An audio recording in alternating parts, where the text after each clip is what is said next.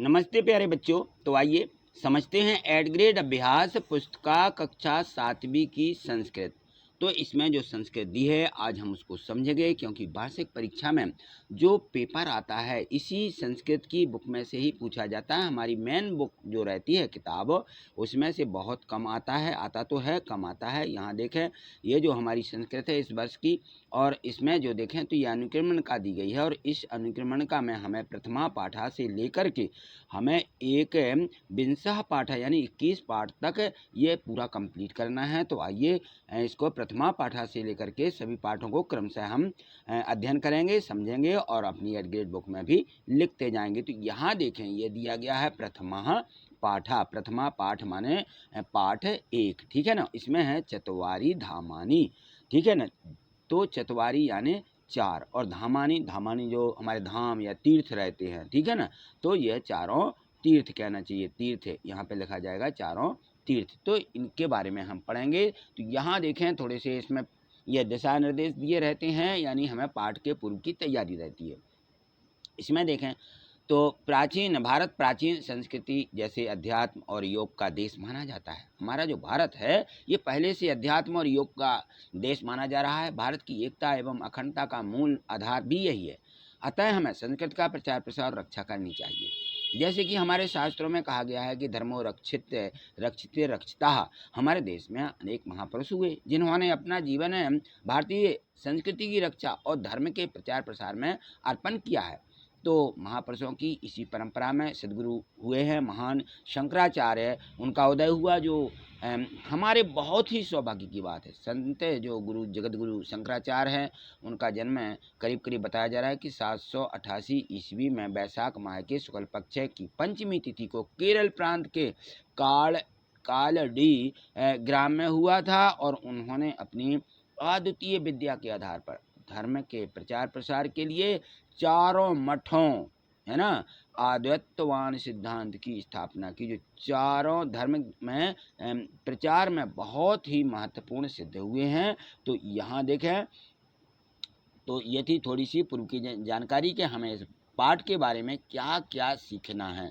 तो यहाँ देखें, यहाँ जो ऑब्जेक्टिव प्रश्न दिए गए हैं बहुविकल्पीय प्रश्न है, इनको जरूर अच्छे से समझिए, क्योंकि जो वार्षिक परीक्षा है उसमें यह बहुविकल्पीय प्रश्न 10 अंक के और 10 प्रश्न पूछे जाते हैं, प्रत्येक विषय में पूछे जाते हैं। तो इनको हमें यहीं से कंप्लीट करते हुए चलना है। प्रश्न 1 दिया है, जगद गुरुहा अस्ति। जगद गुरु कौन है, ठीक है ना। जगत गुरु क्या है, तो जगत गुरु शंकराचार्य। जगत गुरु कौन है, जगत गुरु शंकराचार्य हैं। रामेश्वरम अस्ति। रामेश्वर है, क्या है, कहाँ है, तो वह दक्षिण दिशा, तो वह दक्षिण दिशा में है, ठीक है। इसको यहाँ लिख लेंगे और यहाँ जगह है तो यहाँ उत्तर के रूप में भी हम इसको यहाँ पे लिख देंगे कि दक्षिण दिशी, क्या लिख देना है हमें यहाँ पे, दक्षिण दिशी। यहाँ जगह है और यहाँ पर भी हमें उत्तर के रूप में हमें यहाँ पे लिखना है, सा वाला है हमारा उत्तर। और यहाँ लिख दें कि शंकराचार्य, ठीक है, शंकराचार्य, ये हमें यहाँ पे लिखना है। चलिए अगला प्रश्न देखिए, एक पदेन उत्तरम लिखति। तो इसमें दिया गया है, इसको देखिए। यहाँ देखिए प्रश्न जो हमारा तीसरा दिया गया है, एक पदेन उत्तरम लिखत। इसमें है हस्तमलकस्य गुरुहा नाम किम। हस्तमाला के गुरु का क्या नाम है, तो उनके गुरु का नाम था शंकराचार्य, ठीक है, शंकराचार्य। प्रश्न चौथा है कि कस्य चत्वारः शिष्या है। 4 शिष्य किसके हैं, आदि गुरुहा शंकराचार्य। तो जो जगत गुरु शंकराचार्य हैं, ठीक है ना, मुख्य गुरु माने जाते हैं, तो इनके 4 शिष्य हैं। यहाँ देखिए प्रश्न 5 दिया है, इसमें है कि दक्षिण दिशी प्रसिद्ध मठस्य नाम किम। तो जो दक्षिण दिशा में प्रसिद्ध मठ है उसका नाम क्या है, उसका नाम है सिंहेश्वरी मठ, ठीक है ना। तो हमें यहाँ पे सिंहेश्वरी मठ लिख देना, उस सिंहेश्वर दक्षिण दिशा के मठ का नाम। और प्रश्न 6 दिया है, उड़ीसा राज्य का पुरीहा अस्ति। उड़ीसा राज्य में जो पुरी है उसका नाम क्या है, जगन्नाथ पुरी, ठीक है ना। और प्रश्न 7 दिया है कि मठानाम स्थापना कैन कृता। जो मठ स्थापित किए गए हैं, मठों की जो स्थापना हुई है, कैन कृता किसके द्वारा की गई है, तो मठानाम स्थापना जगत गुरुहा शंकराचार्य कृता। तो जो जगत गुरु शंकराचार्य हुए हैं उनके द्वारा मठों की स्थापना की गई है। प्रश्न 8 है, वेदांत तत्वानाम प्रचारार्थकानि स्थापितानि। तो जो वेदांत हैं ठीक है ना। वेदांत कहे जाते हैं वेदों के वेद यानी प्रचारार्थ कानि स्थापितानि, यानी इनके प्रचार प्रसार के लिए या इनको बढ़ावा देने के लिए कानि माने क्या स्थापित किया गया है, स्थापितानि क्या स्थापित किया गया है। तो धर्म रक्षणार्थ वेदांत तत्वानाम प्रचारार्थम एतानि मठानि स्थापित। तो इन मठों की स्थापना इसलिए ही की गई है कि इसके लिए धर्म का प्रचार हो, वेद तत्वानाम माने जो हमारे वेदांत वेद हैं उनके सिद्धांत जो हैं, ठीक है, उनके जो नियम कानून हैं वो सारी चीज़ें इनमें स्थापित की गई हैं। ठीक, यहाँ देखिए प्रश्न 9 दिया गया है कि वयम कयम स्मारहा, यानी हम किसे याद करते हैं। वयम माने हम, कम माने किसे, स्मारहा स्मार यानी याद करते हैं। तो मानाम स्थापकम जगद्गुरुम आदि शंकरम स्मरामः। तो जो हमारे जगद्गुरु शंकराचार्य हैं हम उनको क्या करते हैं, याद करते हैं। और यहाँ देखिए प्रश्न 10 दिया है कि कानि पवित्र धामानि, पवित्र जो स्थान हैं वो कौन से हैं। कानि पवित्र धामानि माने कौन से पवित्र स्थान हैं। तो देखिए यहाँ पर हम सभी के यहाँ विवरण कर रहे हैं, बता रहे हैं कि बद्रीनाथ, एक तो केदारनाथ बद्रीनाथ जिसको बोला जाता है, रामेश्वरम द्वारका जो जगन्नाथ द्वारकापुरी जगन्नाथ, चातवारी पवित्र धामानि इति प्रसिद्धानि। तो ये जो 4 धाम हैं यही क्या है, पवित्र स्थान माने जाते हैं। प्रश्न 11 देखिए, इसमें है श्रुति स्मृति प्राणाम इति श्लोक लिखत। एक जो इसमें दिया गया है कि श्रुति स्मृति प्राणाम, तो एक श्रुति स्मृति प्राणाम का एक यहाँ श्लोक है, उसको यहाँ पे लिखिए। तो श्रुति स्मृति प्राणानाम आलयम करुणालयम नामानि भगवत पाद शंकर लोकस्वकरम, यानी जो स्मृति प्राण नाम है, पुराणों का निवास है, वह है करुणा आलम, करुणालयम यानी करुणा का उनमें निवास है। और मैं नामानी भगवत पाद, यानी जो भगवान है आदि गुरु जो शंकराचार्य हैं, क्या करता हूँ उनके शंकर लोकस्वकरम, यानी जो शंकराचार्य हैं उनके चरणों में भगवत पाद यानी उनके चरणों में क्या करता हूँ, नमस्कार करता हूँ, नामानी। ठीक है,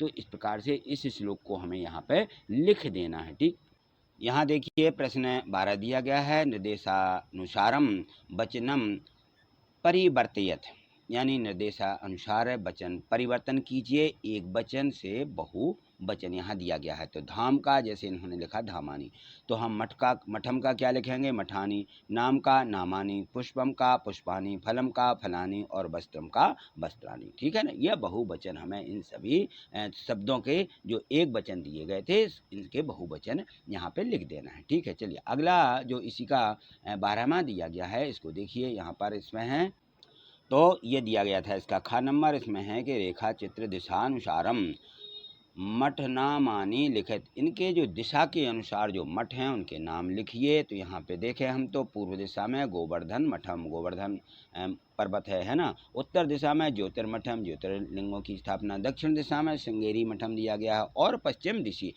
दिशा में शारदा मठम। तो इन सभी मठों के नाम हमें यहाँ पे सामने कौन सी दिशा में कौन सा मठ है ये लिखना है। तो ठीक है, इस प्रकार से ये हमारा 12वां प्रश्न भी कंप्लीट हुआ। हमने प्रश्न 1 से प्रश्न 12 तक जो सभी प्रश्न समझ लिए हैं इनको अपनी एड ग्रेड बुक में लिख लीजिए, क्योंकि वार्षिक परीक्षा में जो प्रश्न इन्हीं में से प्रश्न पूछे जाते हैं। और वीडियो को 1-2 बार जब आप देखेंगे तो सभी प्रश्न आपको समझ में आएंगे, बहुत जल्दी भी याद हो जाएंगे। ठीक है, तो अब हम आज इतना ही रहेगा। और यदि मान लीजिए आप आगे भी इसी प्रकार से समझना चाहते हैं, देखना चाहते हैं, तो वीडियो को लाइक भी करें और जो चैनल है गणित वाली सर के नाम से इसको सब्सक्राइब कर लीजिए। और यदि मान लीजिए आपको और भी कोई ऐसी बात है इसमें कि हमें समझ में नहीं आ रही है तो कमेंट से ज़रूर करिएगा। ठीक है, आज इतना ही। थैंक यू, धन्यवाद।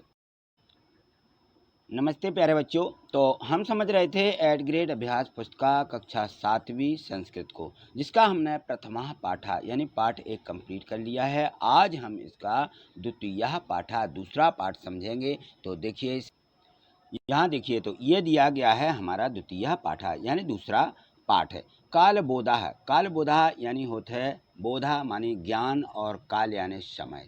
काल यानी क्या होता है? समय। समय का ज्ञान, समय का ज्ञान हमें कैसे होता है कि ये समय है। तो देखिए यहाँ पर निर्देश और यहाँ पे पाठ का थोड़ा सा सारांश दिया रहता है। इसको हमें पाठ के पूर्व थोड़ा सा पढ़ लेना चाहिए। पाठ के पूर्व की तैयारी है ये। तो इसमें दिया है कि सौरमंडल में सूर्य और वह खगोलीय वस्तुएं सम्मिलित हैं जो इस मंडल में एक दूसरे से गुरुत्वाकर्षण के बल के द्वारा बंधे हुए हैं। ठीक है ना। किसी तारे के आसपास परिक्रमा भी करते हुए उन खगोलीय जो यहाँ पे पिंड हैं, क्या लिखा हुआ है, पिंड के समूहों को ग्रहीय मंडल कहा जाता है। जो अन्य तारे ना हों, इसकी परिक्रमा काल में ही ये हमें काल समय का ज्ञान कराते हैं और भारतीय दृष्टि से काल का एक बोध भी है। तो इसकी जो गति, पारस्परिक संदर्भ एवं अनुपक अंतर, ये तीन मूल घटक हैं। और खगोलीय वर्णन ज्योतिष शास्त्र है उसके ग्रंथों में इसे प्राप्त होता है हमें।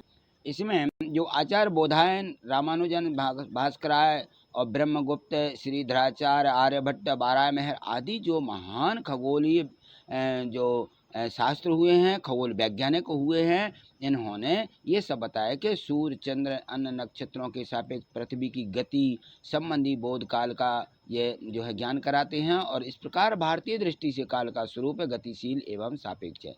सूर्य एवं चंद्रमा के अस्त होने से उन्होंने ये रात दिन का बताया है, पखवाड़े का ज्ञान बताया है, गतिशील वस्तुओं के आपसी अंतर में काल का बोध होता है। इसी प्रकार से कालबोध पाठ के माध्यम से हम ग्रहों की गति, सप्ताह कैसे होते हैं, भारतीय माह कैसे होते हैं, तिथियां कैसी होती हैं, और तो और ऋतुओं में की क्या जानकारी, ये सारी चीज़ें हम कालबोध के समय में इसको यहाँ समझेंगे और इस पाठ के माध्यम से हम इसको पढ़ेंगे। तो देखिए इसमें दिया गया है, सबसे पहले तो ये दिया है शिष्य यहाँ और गुरु के बारे में दो चर्चाएँ की गई हैं कि किस प्रकार से हमें इसको समझना है। तो यहाँ जैसे मानिए एक बच्चा है और पूछ रहा है कि सप्ताहे काति दातानि भवंती, सप्ताह में कितने दिन होते हैं। तो सप्ताहे सप्त दिनानि भवंती, सप्ताह में कितने दिन होते हैं? 7 दिन होते हैं। तेसाम नामानि तू, जैसे रवि बासराह, रवि बासराह माने रविवार, सोम बासराह, मंगल बासराह, बुध बासराह, गुरु बासराह, शुक्र बासराह और शनि बासराह इत्यादि। तो इस प्रकार से ये 7 दिनों के नाम आप भी अच्छे तरीके से जानते होंगे। ठीक है ना। तो अब इसके बाद पूछा गया है कि वर्षे काति मासाम भवंती, वर्ष में कितने माह होते हैं? तो वर्षे द्वादश मासा भवंती, कितने? 12 माह होते हैं। तेसाम नामानि तु, जैसे चैत्र, बैसाख, ज्येष्ठ, आषाढ़ः, श्रवणः, भाद्रपदः, अश्विनः, कार्तिकः, मार्गशीर्षः, पौषः, माघः, फाल्गुनः चेति। तो इस प्रकार से यह 12 महीनों के नाम हैं हिंदी में। इसी प्रकार से अगला देखें तो इसमें तिथियाः कति भवन्ति, तिथियाँ कौन कौन सी होती हैं? तो तिथियाँ होती है प्रतिपक्षम तिथियाः पंचदशा भवन्ति, इस प्रकार से 15 तिथियाँ मानी गई हैं। कहाँ से लेकर के? यथा प्रतिपदा, द्वितीया, तृतीया, चतुर्थी, पंचमी, षष्ठी, सप्तमी, अष्टमी, नवमी, दशमी, एकादशी, द्वादशी, त्रयोदशी और त्रयोदशी, चतुर्दशी, पूर्णिमा, अमावस्या वा। तो इस प्रकार से ये तिथियां 15 मानी गई हैं। इसके बाद देखिए इसमें आगे दिया गया है, यही है हमारे कालचक्र का ज्ञान। तो यहाँ देखें, माँ से 2 पक्षों भवंतः शुक्ला पक्षा कृष्ण पक्षा, 2 पक्ष होते हैं, एक को शुक्ल पक्ष, दूसरे को कृष्ण पक्ष, जिसको हम अंधेरी रात और उजियाली रात बोलते हैं। शुक्ल पक्षे ऐसी कृष्ण पक्षे चा अमावस्या भवति, शुक्ल पक्ष होता है उसमें अमावस्या आती है। और शुक्ल पक्षे चंद्रा कृष्णा वर्धते, धीरे धीरे चंद्रमा बढ़ता रहता है। और पूर्णमायाम संपूर्णताम प्राप्नोति, जो हमारी अमावस्या है उस दिन पूरा चंद्रमा गोल दिखाई देता है। सह पंचदशव्या काला भी पूर्णा भवंती। ठीक।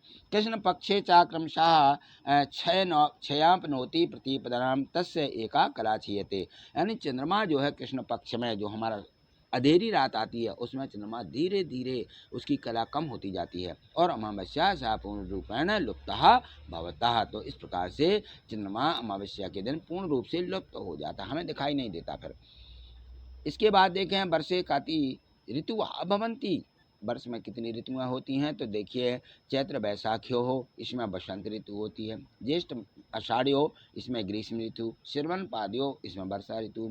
अश्विनी कार्तिको, जो कुंवर होता है, उसमें शरद ऋतु होती है। मार्गशीर्ष पौष्यो, इसमें पूष में हेमंत ऋतु। फाल्गुनः, फाल्गुन में शिशिर ऋतु। एवं षड ऋतु, वह इस प्रकार से यह 6 ऋतुएं यहाँ पे बताई गई हैं। ठीक है, तो एकादशतः विशंति पर्यंतम संख्या गणम, इनकी जो संख्या है इस प्रकार से 20 है। ठीक, यहाँ से देखिए बहुविकल्पीय प्रश्न दिए गए हैं और उसमें दिया गया है प्रश्न एक, ऋतु ऋतु पूर्ण ऋतुहा भवंती। इसे यहाँ पे थोड़ा सा सुधार लेना, आपकी किताब में तो क्लियर दिया होगा, यहाँ पर लिखा है भवंती। ठीक है, तो ऋतुहा भवंती, ऋतुएं कितनी होती हैं, तो ऋतुएं 6 होती हैं। यहाँ पर यदि जगह होती है तो यहाँ पर भी हम इसको षष्ठ इस प्रकार से लिख देंगे कि 6 ऋतुएं होती हैं। प्रश्न दूसरा है कि चंदः पूर्णताम प्राप्नोति, पूर्णताम, यहाँ प्राप्नोति, थोड़ी सी लाइन गड़बड़ दिख रही है, तो यहाँ पूर्णताम प्राप्नोति है। पूर्णताम प्राप्नोति, चंद्रमा पूर्ण कब दिखता है, तो पूर्णिमा याम, कब, पूर्णिमा को। ठीक है, यहाँ नीचे आपको उत्तर के रूप में भी इसमें लिख देना है पूर्णिमा याम। ठीक, यहाँ लिख दीजिए पूर्णिमा याम। ठीक, यहाँ पे हमें उत्तर के रूप में इसको लिखना है। चलिए आगे देखें तो इसमें अगला जो दिया गया है, यहाँ पे एक पदेन उत्तरम लिखत, प्रश्न तीसरा दिया गया है। प्रश्न तीसरे में पढ़िए, यहाँ पर है का गोलाकारा विद्यते, का गोलाकारा, गोलाकारा, ये लाइन गड़बड़ कर रही है यहाँ पे, तो लाइन इसको आप क्लियर कर लीजिए अपने किताब में से देख करके, आपको सही समझ में आएगा। यहाँ पर लिखा हुआ है का गोलाकारम विद्यते। ठीक है, तो गोलाकार क्या है, तो गोलाकार पृथ्वी है, यहाँ हम पृथ्वी लिख देंगे। ठीक है, यहाँ पर देखें प्रश्न चौथा है कि सूर्य कश्याम, यहाँ पे लिखा हुआ सूर्य कश्याम, याम, सूर्य कश्याम, फिर यहाँ पे दिशि लिखना है। ठीक है, कश्याम पूरा दिख रहा है, दी नहीं दिख रहा है, यहाँ पे लाइन डबल हो गई है, तो यहाँ दिशि अस्तम गच्छति। ठीक है ना, यहाँ पे ये लिख देना है। तो सूर्य किस दिशा में जाता है, अस्तम यानी अस्त होता है, तो पश्चिम दिशि यानी पश्चिम दिशा में। ठीक है, प्रश्न 5वां देखिए, प्रश्न 5वां में इसमें दिया गया है वर्षे कति ऋतुहा भवंती। ठीक है, ऋतुहा भवंती, वर्षे कति ऋतुहा भवंती, तो कितनी ऋतुएं होती हैं, षड, षड हमें यहाँ पे लिख देना है, षड यानी 6 ऋतुएं होती हैं। ठीक है, यहाँ देखें प्रश्न 6 दिया गया पूर्णिमा कश्मी पक्षे भवती, तो जो पूर्णिमा का जो यहाँ पे पक्ष दिया है कश्मिन पक्षे। ठीक है, कश्मीन है यहाँ पे, मीना कश्मिन, पूर्णिमा कश्मिन पक्षे भवती, यानी पूर्णिमा का जो पक्ष है उसको क्या कहते हैं, तो उसे कहते हैं हम शुक्ल पक्षे। ठीक है ना, या हम इसको क्या बोलते हैं, इसको मतलब पूर्णिमा की रात भी बोलते हैं, ये रातें जो होती हैं। ठीक है, या हम उजेली रात भी इसको कहते हैं, है ना।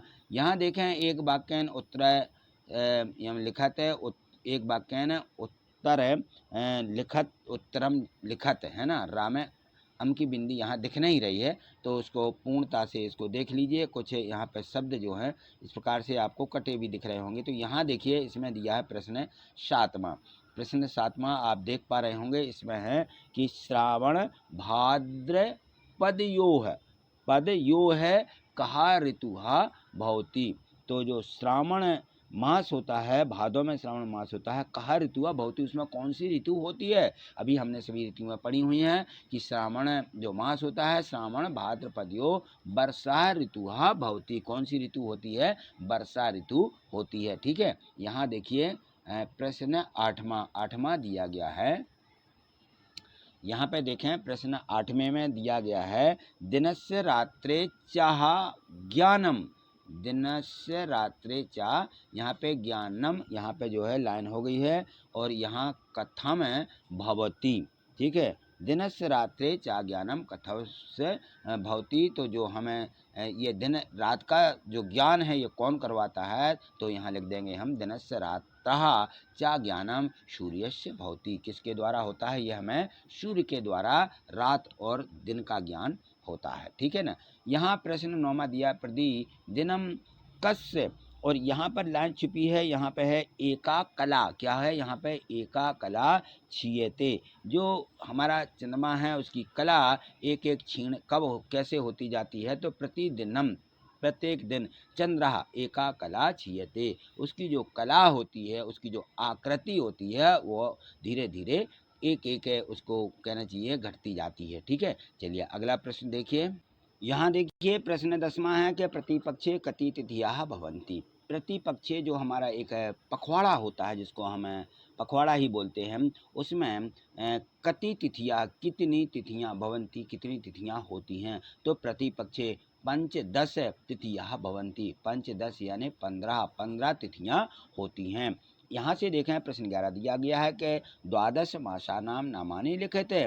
जो 12 महीने होते हैं, हमारे महीनों के हमें यहाँ पे नाम लिखना है। जो 12 महीने हैं उनके यहाँ पर नाम लिखिए। तो हम यहाँ से जो महीने हैं लिखेंगे, जैसे मान लीजिए हम अंग्रेजी महीने जानते हैं उनको कि जनवरी फरवरी से लेकर के हमारे कहाँ तक चलते, दिसंबर तक। उसी प्रकार से ये हमारे जो हिंदी महीने होते हैं। ठीक है, तो हिंदू महीने में हम देखेंगे, इसमें चैत्र माने चैत, बैसाखा बैसाख, ज्येष्ठा ज्येष्ठ, आषाढ़ आषाढ़, श्रावणः श्रावण, भाद्रपद यानी भादो, अश्विन यानी कुंवर, कार्तिकः माघः, ठीक है, माघ बोलते हैं जिसको, पूष, माघ और फाल्गुन इत्यादि हमारे ये जो हैं 12 महीने हमारे हिंदी के महीने होते हैं, और इनको ज़रूर याद रखिएगा। ठीक है, यहाँ देखिए 12वां प्रश्न जो दिया गया है, इसका का नंबर दिया है, इसके आगे खा है। 2 प्रश्न 12वें में दिए गए हैं। इसमें है एकादशतः यानी 11, विंशति पर्यंतम यानी 20 तक, संस्कृते संख्याम लिखित। 11 से 20 तक की संख्या जो हैं संस्कृते माने समय संस्कृत में इन संख्याओं को लिखना है। तो एकादश माने 11, द्वादश 12, त्रयोदश 13, चतुर्दश 14, पंचदश 15, और षोडश यानी 16, और सप्तदश 17, अष्टदश 18, एकोनविंशति यानी 19, और विंशत यानी 20। इस प्रकार से हमें संख्याओं के नाम 11 से लेकर के कहाँ तक, 20 तक संस्कृत में लिखना थे। ठीक है, इसका अगला देखें तो इसमें खा नंबर में दिया गया है कि क्रमानुसारम ऋतु नामानि लिखते। ऋतुओं के नाम क्रमशः अनुसार लिखिए, क्रम से।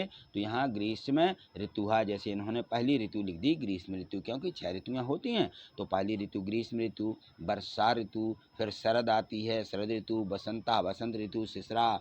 ठीक है, इस प्रकार से जो ठंड की ऋतु बोली जाती है, और हेमंत ऋतु। ठीक है ना, इसके बाद हेमंत ऋतु आ जाती है। तो इस प्रकार से ये 6 ऋतुएँ होती हैं, इनको हमें याद रखना है, क्योंकि वार्षिक परीक्षा में जो प्रश्न हैं इन्हीं में से पूछे ही जाना है। तो आप इन सभी को याद करके ही रखिएगा। ठीक है, आज इतना ही। मिलते हैं अगली वीडियो के माध्यम से। यदि आगे आप इसी प्रकार से समझना चाहते हैं और एड ग्रेड बुक में इन सभी प्रश्नों को लिखना चाहते हैं, ठीक है, तो चैनल को सब्सक्राइब करके ही रखना होगा आपको। चैनल को सब्सक्राइब कर लीजिए। ठीक, और जो है आगे देखना चाहते हैं तो आप वीडियो को लाइक करते चलिए, जिससे कि आपके यूट्यूब चैनल पर आपको सबसे पहले दिखने लगें। और कोई बात आपको समझ में नहीं आती है तो यहाँ पर देखिए नीचे कमेंट्स लिखा हुआ है, कमेंट्स ऐड, इसको क्लिक करेंगे और वहाँ मैसेज खुलेगा, और उसमें से आप अपने कमेंट्स भी लिख सकते हैं। ठीक, तो आज इतना ही। थैंक यू, धन्यवाद। नमस्ते प्यारे बच्चों। तो हम समझ रहे थे क्या, एड ग्रेड अभ्यास पुस्तिका कक्षा 7वीं की संस्कृत को। तो जो कक्षा 7वीं की संस्कृत है, इसका हमने प्रथमा पाठा यानी पाठ 1 से लेकर के द्वितीय पाठा यानी पाठ 2 ये कंप्लीट कर लिए थे। आज हम इसका जो है तृतीय पाठा यानी तीसरा पाठ समझेंगे। देखिए इसे, ये देखिए, ये दिया गया है यहाँ पर तृतीया पाठा माने तीसरा पाठ है ये, और इसमें दिया गया है बालाद बुद्धिर विशिष्यते। बालाद यानी बल, और बुद्धि माने बुद्धि, विशिष्यते यानी श्रेष्ठ होती है। तो बल से बुद्धि श्रेष्ठ होती है, इस पाठ का नाम है। ठीक है ना, तो इस पाठ के माध्यम से कि बल से बुद्धि क्या होती है, श्रेष्ठ होती है, यह हम कैसे जानेंगे। ठीक है ना, तो इस पाठ में देखेंगे, क्योंकि ऐसी बहुत सी कथाएं हैं, लोक कथाएं भी हैं कि जो है बुद्धि रहती है जो बल से बहुत ही आगे रहती है। यदि हमारे पास बुद्धि है तो सब कुछ बनता है, बल अकेले से काम नहीं बनता। तो यह जो पाठ का सारांश था, इसको आप थोड़ा सा पढ़ लीजिए। यहाँ देखिए, तो यहाँ देखिए हमें संस्कृत सीखने से पहले, संस्कृत पढ़ने से पहले हमें ये ज़रूर सीखना है।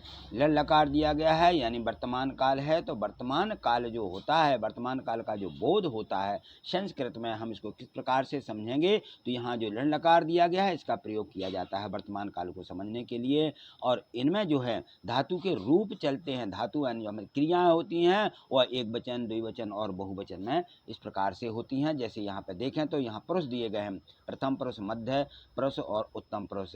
तो प्रथम, मध्य और उत्तम का क्या मतलब होता है, जो पहले व्यक्ति होते हैं बात करने के लिए, तो जैसे हम तुम होते हैं, है ना। इस प्रकार से प्रथम व्यक्ति जो बात करता है उसके बाद दूसरा जो व्यक्ति होता है उसको मध्य पुरुष कहा गया, जिससे बात होती है। उत्तम पुरुष वे है जो तीसरा व्यक्ति होता है, उसके लिए हम उत्तम पुरुष बोलते हैं।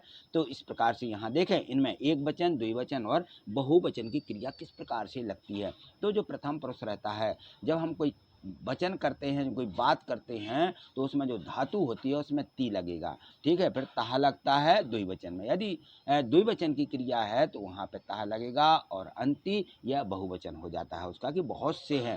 वर्तमान काल में जब हम कोई बात करते हैं तो यह प्रथम पुरुष में यदि वो एक व्यक्ति अकेला तो ती लगेगा, दो व्यक्ति हैं तो कितना लग जाएगा, ताह लगेगा, और बहुत से व्यक्ति हैं तो अंति लगता है, ठीक है।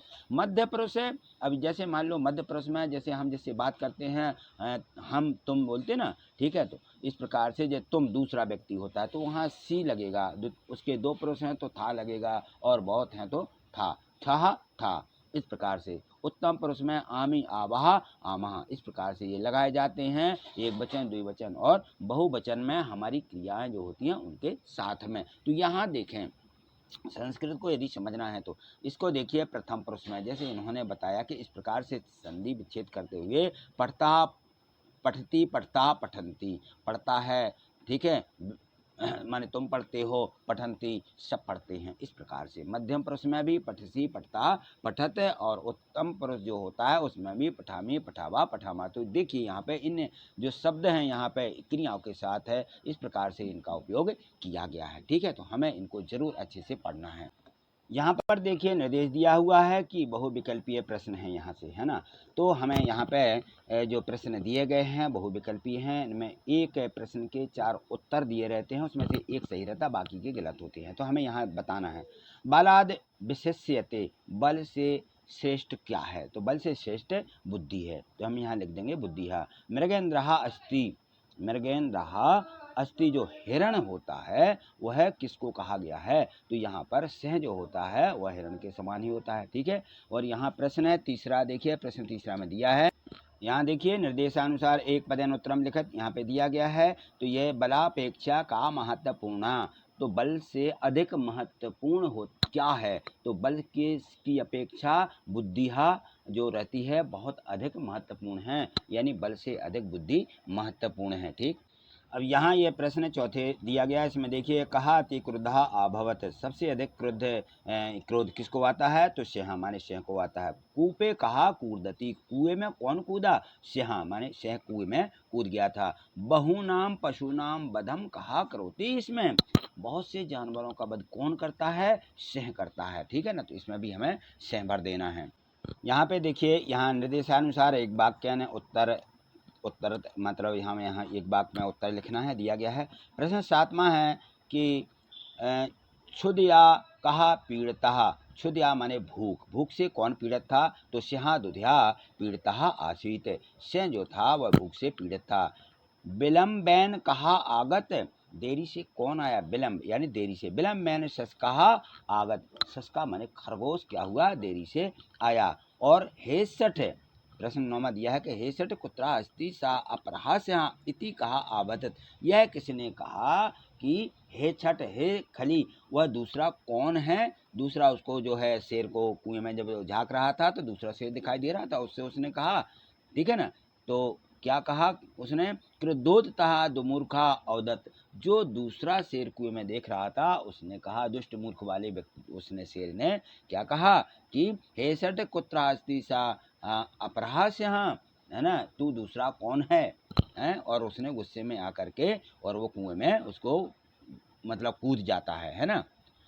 यहाँ देखिए प्रश्न 10 दिया है कि महोजस्वी सिंह कुत्र बसती, इसमें यानी जो महोजस्वी है मानी ताकतवर शेर है, वो कुत्र बसती, वो कहाँ रहता है, कहाँ बसता है। महोजस्वी सहा एकस्मिन् पर्वते बसती, इसमें हमें इसमें लिख देना है कि जो शेर है वो कहाँ रहता है, एक पर्वत पर रहता है। जो शक्तिशाली शेर है वो एक पर्वत पर रहता है। यहाँ देखें दीर्घ उत्तरम लिखित प्रश्न 11 दिया गया है। अधोलिखित शब्दानाम संधि विच्छेदम कृत्वा संधि नाम लिखित। हमें यहाँ पर संधि विच्छेद करते हुए उस संधि का नाम लिखना है। तो यहाँ देखें जैसे बताया गया है कि राजेशाह, तो हम लिखेंगे राजधन ईशाह। यहाँ कौन सी संधि है, गुण स्वर संधि है, इसको हम यहाँ पे लिख देंगे। तो यहाँ देखिए प्रश्न 11 जो इसमें दिया गया है, इसमें सभी में यहाँ हमें इन शब्दों की संधि विच्छेद करके लिखना है। तो यहाँ देखें इसमें सर्वेशा सर्वधन ईशा, सर्वेशा इसमें भी गुण स्वर संधि है। देविकत्वम, यहाँ पे देवधन एकत्वम यानी यहाँ पे वृद्धि संधि है। बुधे यो, तो बुद्ध या धन यो वृद्धि जिसका गुण संधि होती है। मदोन्मत्तः, मदोन्मत्तः तो मद धन उन्मत्तः, ठीक है, ये गुण स्वर संधि हो जाती है। और जलोघा जल धन ओझा, ओघा जल धन ओघा, यहाँ पे वृद्धि संधि है, ठीक है। प्रश्न 12 दिया गया है कि बुधर्यस्य बलम तस्य इति श्लोक प्रपूर्यत, यानी जो यहाँ पे ये श्लोक का ये थोड़ा सा अंश दिया गया है, इसको हमें पूरा करना है। बुधर्यस्य बलम तस्य यानी बुद्धि ही उसका बल है, इसको हम लाइन को पूरा करें। तो बुधर्यस्य बलम तस्य, जिससे के पास है बुद्धि ही यानी कहना चाहिए बल होता है। तो यहाँ निर्बुद्धस्य कुतो बलम, जो अज्ञानी हैं, तो जो अज्ञानी रहते हैं उनमें भले ही बल होता है लेकिन उनकी कोई शक्ति नहीं होती है। जिस प्रकार से बने से हो यदोन्मत्तः मस्कैन निपातितः, यानी कहना चाहिए एक जंगल में क्या रहता था, मदोन्मत्तः यानी अपने मद में भरा हुआ एक शेर रहता था। मस्कैन निपातितः, मस्कैन यानी मच्छर ने निपातितः उसका संहार कर दिया, उसको मार डाला, ठीक है। तो इस प्रकार से ये जो इसमें श्लोक दिया गया है, इससे हमें बहुत कुछ शिक्षा मिलती है।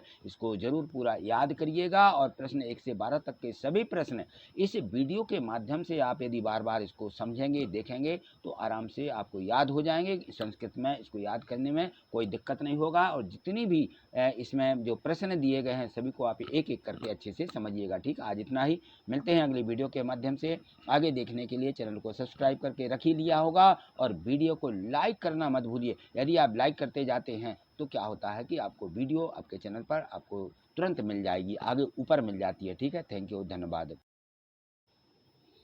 नमस्ते प्यारे बच्चों, तो हम समझ रहे थे एट ग्रेड अभ्यास पुस्तिका कक्षा 7वीं की संस्कृत, और हमने इसके प्रथमा पाठा से लेकर के यानी पाठ 1 से 3 जो पाठ दिए हैं तृतीया पाठा तक समझ लिए हैं।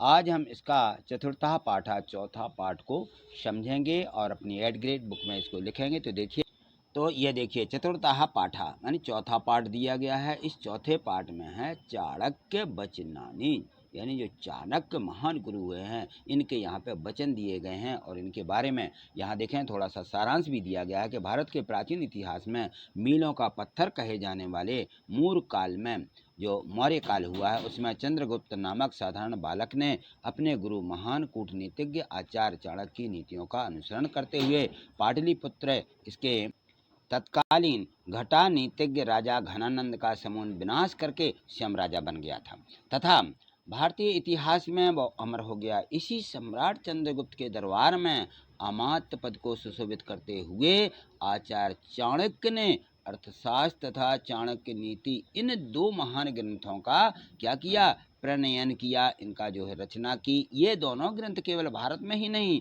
अपितु पूरे संसार के लिए क्या बने हुए हैं, पथ प्रदर्शक सिद्ध हुए हैं। जहाँ अर्थशास्त्र में हमें आर्थिक नीतियों की शिक्षा मिलती है, वहीं चाणक्य नीति में व्यवहार ज्ञान की शिक्षा मिलती है। तो चाणक्य नीतियाँ जितनी तत्कालीन समाज में प्रासंगिक हैं उतनी आज भी हैं, पहले भी थी। और प्रस्तुत पाठ ये जो दिया गया है चाणक्य वचनानि में, इसमें हम चाणक्य नीति ग्रंथ की और सुंदर उक्तियों का संग्रह किया गया है। तो इन सारी चीज़ों को हम इस पाठ के माध्यम से समझेंगे। यहाँ देखिए, यहाँ पर इसमें दिया गया है, इसका अनुसरण करिएगा। इन्होंने यहाँ पे एक श्लोक है, इस श्लोक के बारे में लिखा कि रमो राजमणि सदा विराजते रामम रमेशम भजे। जो ऐसे जो राम राजा हुए हैं, राजमणि सदा विराजते, जो यहाँ पर विराजमान हैं, तो इनके बारे में राम राजसी रत्न कहा गया है। ऐसे जो यहाँ पे राम हैं उनको मैं भजता हूँ। और रामे नाभितम निशाचरम मुहा रामाय तस्मै नमः। जिन ऐसे राम जिन्होंने निशाचरों का वध किया है उनको मैं नमस्कार करता हूँ। रामान्नस्ति प्राणम परतरम रामस्य दासो अहम।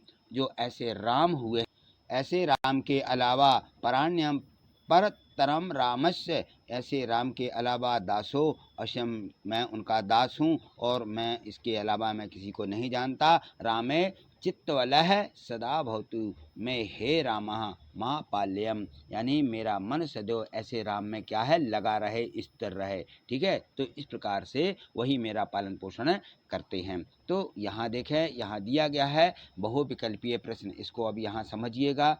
तो इसमें दिया है मानम इंछन्ति, मानम इंछन्ति, यानी यहाँ मानम, मानम माने होता है वे सम्मान चाहते हैं। वे, अब वे शब्द इच्छन्ति, जो वे शब्द आया है, इसमें कौन सी ये पुरुष हमें यहाँ बताना है, तो यहाँ पे उत्तमा पुरुष है। ठीक है, सुखार्थी ना प्राप्नोति, जो यहाँ पे सुख चाहने वाले होते हैं उनको सुख क्या होता है, ना प्राप्नोति, यानी सुख नहीं मिलता है। क्यों? क्योंकि विद्याम, उनके पास में विद्या नहीं होती है, तो उनको सुख नहीं मिलता है।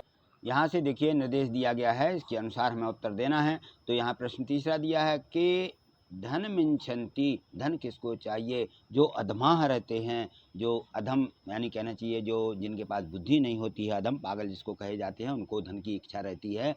चंद्रगुप्त मौर्यस्य कहा गुरुहा आसीत, चंद्रगुप्त मौर्य के गुरु कौन थे, चाणक्य है, उनके गुरु चाणक्य थे। प्रवासे मात्र सदृशी कहा, प्रवासे यानी जब हम कहीं पर जाते हैं, निर्वास में जाते हैं तो वहाँ क्या काम आता है, वहाँ विद्या ही काम आती है। पुच्छे कस्य विषम वर्तते, यानी किसकी पूंछ में विष होता है, तो वृश्चिक कस्य, वृश्चिक कस्य यानी होता है बिच्छू, बिच्छू की पूंछ में क्या होता है, विष होता है, जहर होता है। ठीक, यहाँ देखिए प्रश्न 7, यहाँ से एक वाक्य में उत्तर लिखना होते हैं और इसमें दिया रहता है मध्यमा किम इच्छन्ति, जो मध्य वर्ग होते हैं वो क्या चाहते हैं, तो मध्यमा धनम मानम इच्छन्ति, उनकी जो है धन की इच्छा होती है, और धन और मानम दोनों चीज़ें चाहते हैं। धन मानम यानी धन भी मिल जाए और मान यानी सम्मान भी मिले, उनकी ऐसी इच्छा रहती है। किसकी, जो मध्य वर्ग के लोग होते हैं। जल बिंदु निपातैन क्रमशः का पूर्यते, जल बिंदु यानी एक एक बूंद से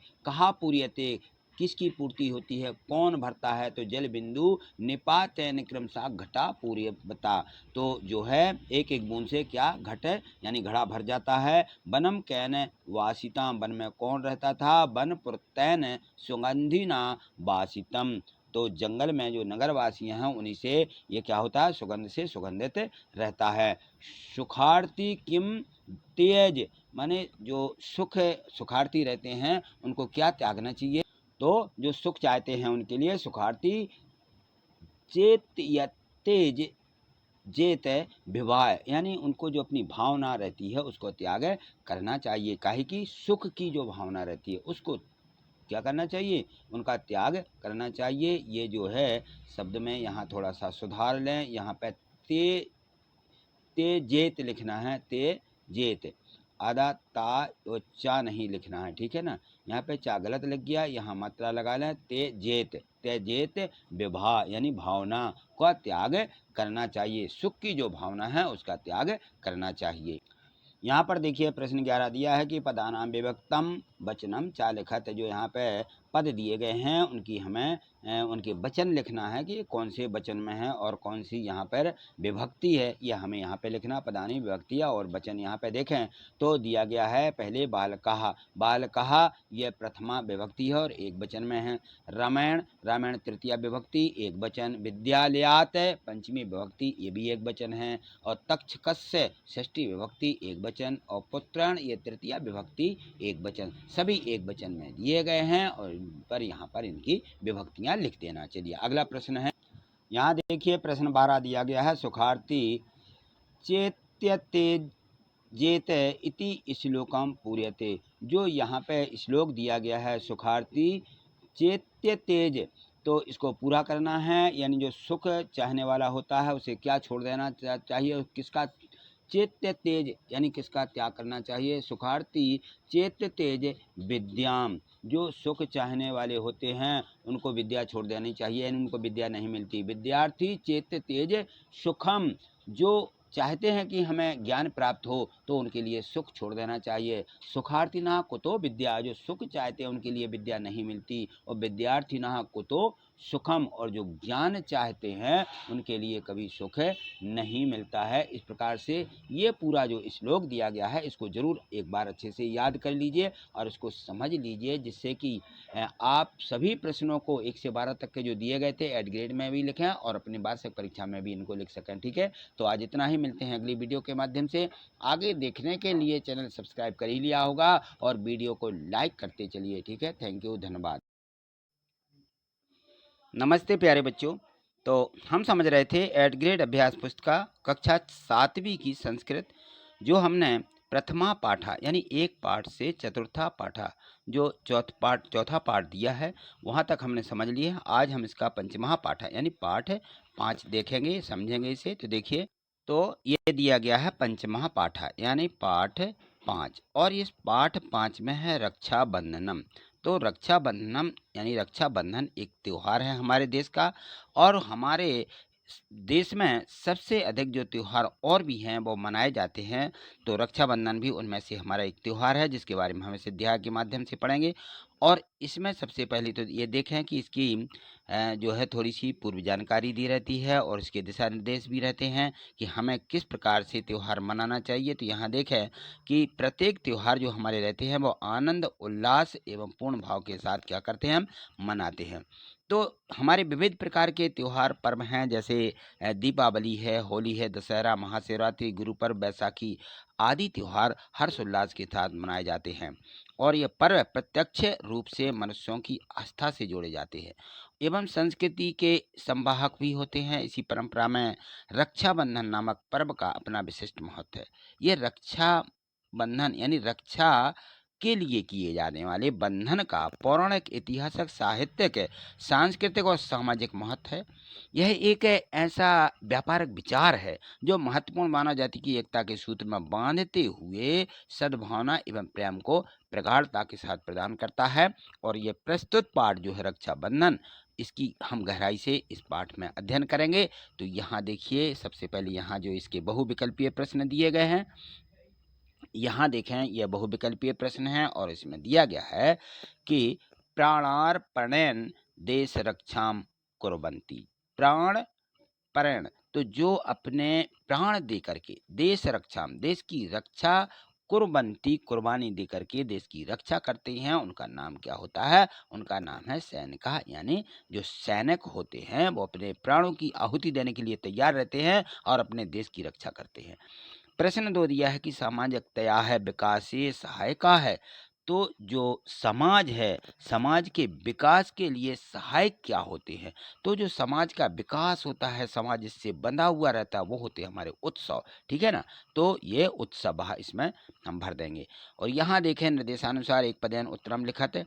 प्रश्न 3 दिया है कि भ्रातुहा मस्तके तिलकम का करोति। जो भ्रातः माने भाई रहते हैं, उनके मस्तक पर तिलक कौन लगाता है। तो सबको पता है ये भगनी यानी होता है बहन। तो भाई के तिलक पर मस्तिष्क पर तिलक लगाने वाली होती है वो है बहन। ठीक है। प्रश्न 4 है देश रक्षाम के कुर्वन्ति। देश की रक्षा कौन करता है, तो सैनिक देश की रक्षा करते हैं। प्रश्न 5 दिया है स्वरह प्रसार के नृत्य यति। स्वबरिह प्रसार यानी पंख फैला करके, स्वबरिह प्रसार माने पंख फैला करके, नृत्यति कौन नृत्य करता है, तो ये मयूरा है। मयूर यानी मोर जो रहती है वो पंख फैला करके नृत्य करती है। प्रश्न 6 देखिए, इसमें दिया है कि इंद्रस्य पत्निया है नाम किम। इंद्र की पत्नी का क्या नाम है, तो इंद्र की पत्नी का जो नाम है वो है सची। यहाँ निर्देश दिए हैं कि एक वाक्य में उत्तर लिखना है। यह प्रश्न 7वां है। कक्षायाम छात्राः परस्परम किम कुर्वन्ति। जो छात्र हैं वो कक्षा में परस्पर किम कुर्वन्ति, आपस में क्या कर रहे थे, तो कक्षायाम छात्राः वार्तालापम कुर्वन्ति। वो जो छात्र हैं कक्षा में आपस में बातचीत कर रहे थे।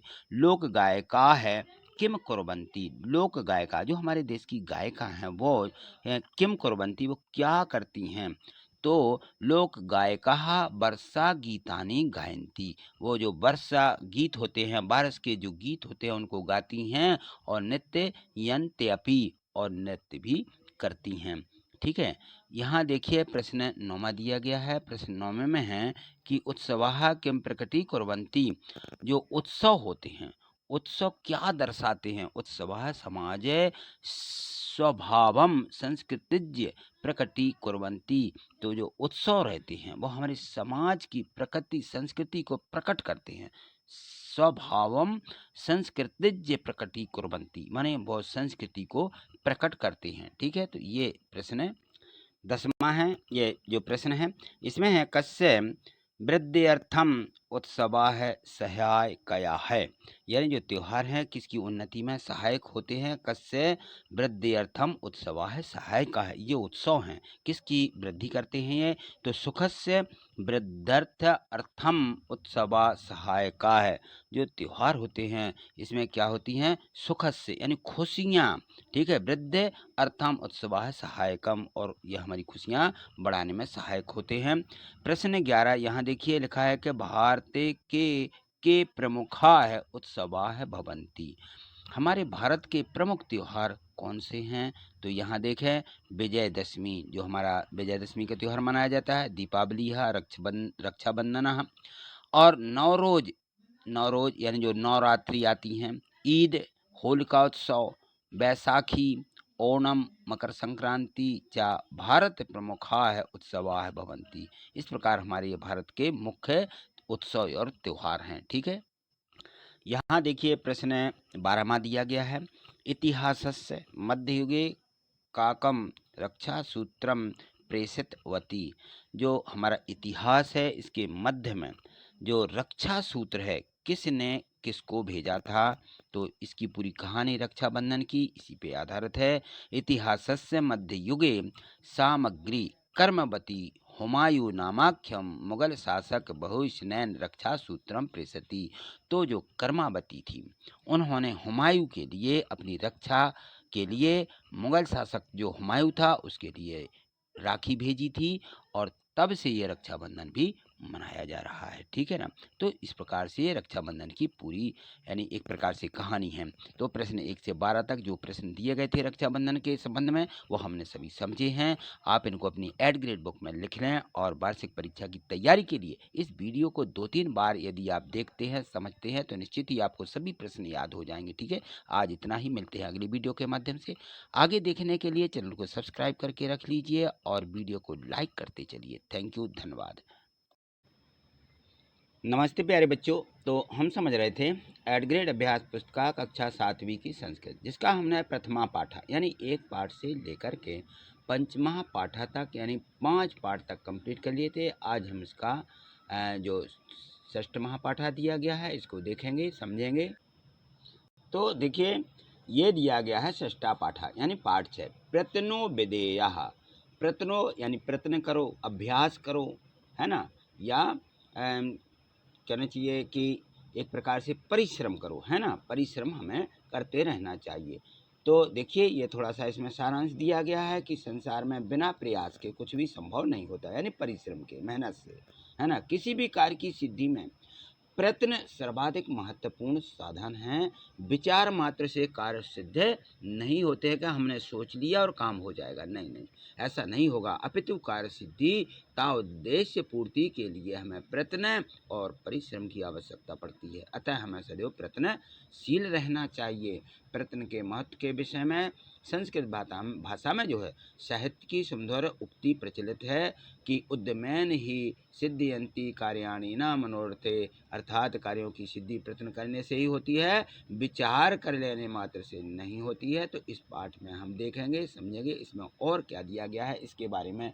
देखिए यहाँ पर एक छोटी सी कथा प्रचलित है और ये संस्कृत भाषा में यहाँ पर लिखी गई है।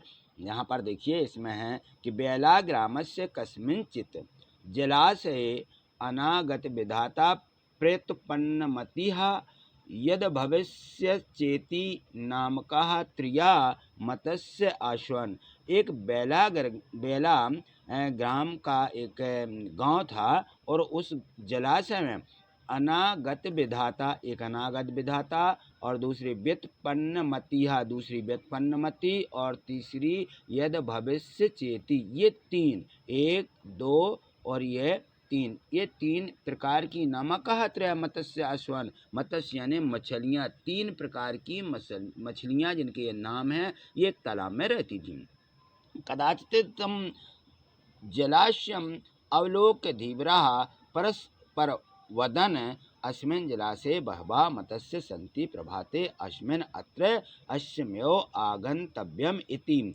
तो वहाँ जलाशय की तरफ अवलोकहा धीवरा, एक धीवरा नाम का मछुआरा जो था, अवलोक्य माने उसका अवलोकन करके या उस तरफ देख करके उसने कहा अस्मिन् जलाशये बहवः, इस जलाशय में मत्स्याः सन्ति प्रभाते अस्मिन्, इस तालाब में मछलियाँ रहती हैं। अत्रयो अस्म्यो आगत्यम इति, उसने कहा कि यहाँ हमें आना चाहिए, यहाँ हमें प्रभाते यानी सुबह हमें यहाँ आना चाहिए। एतादृश्यम निश्चितम कृत्वा ते आगच्छन्, उसने ऐसा निश्चय किया। एतत् श्रुत्वा तेषु मत्स्येन अनागत विधाता नाम मत्स्य अकथ, तो वो क्या हुए, वो दूसरे दिन नहीं आए। तो जो अनगत विधाता नाम की मछली थी, ये पहली मछली अनगत विधाता नाम की, ये इसने क्या कहा कि अनगत विधाता मछली सो प्रभाते थे धीवरा नून में अत्र आगम्यति सर्वान् च मत्स्य जाले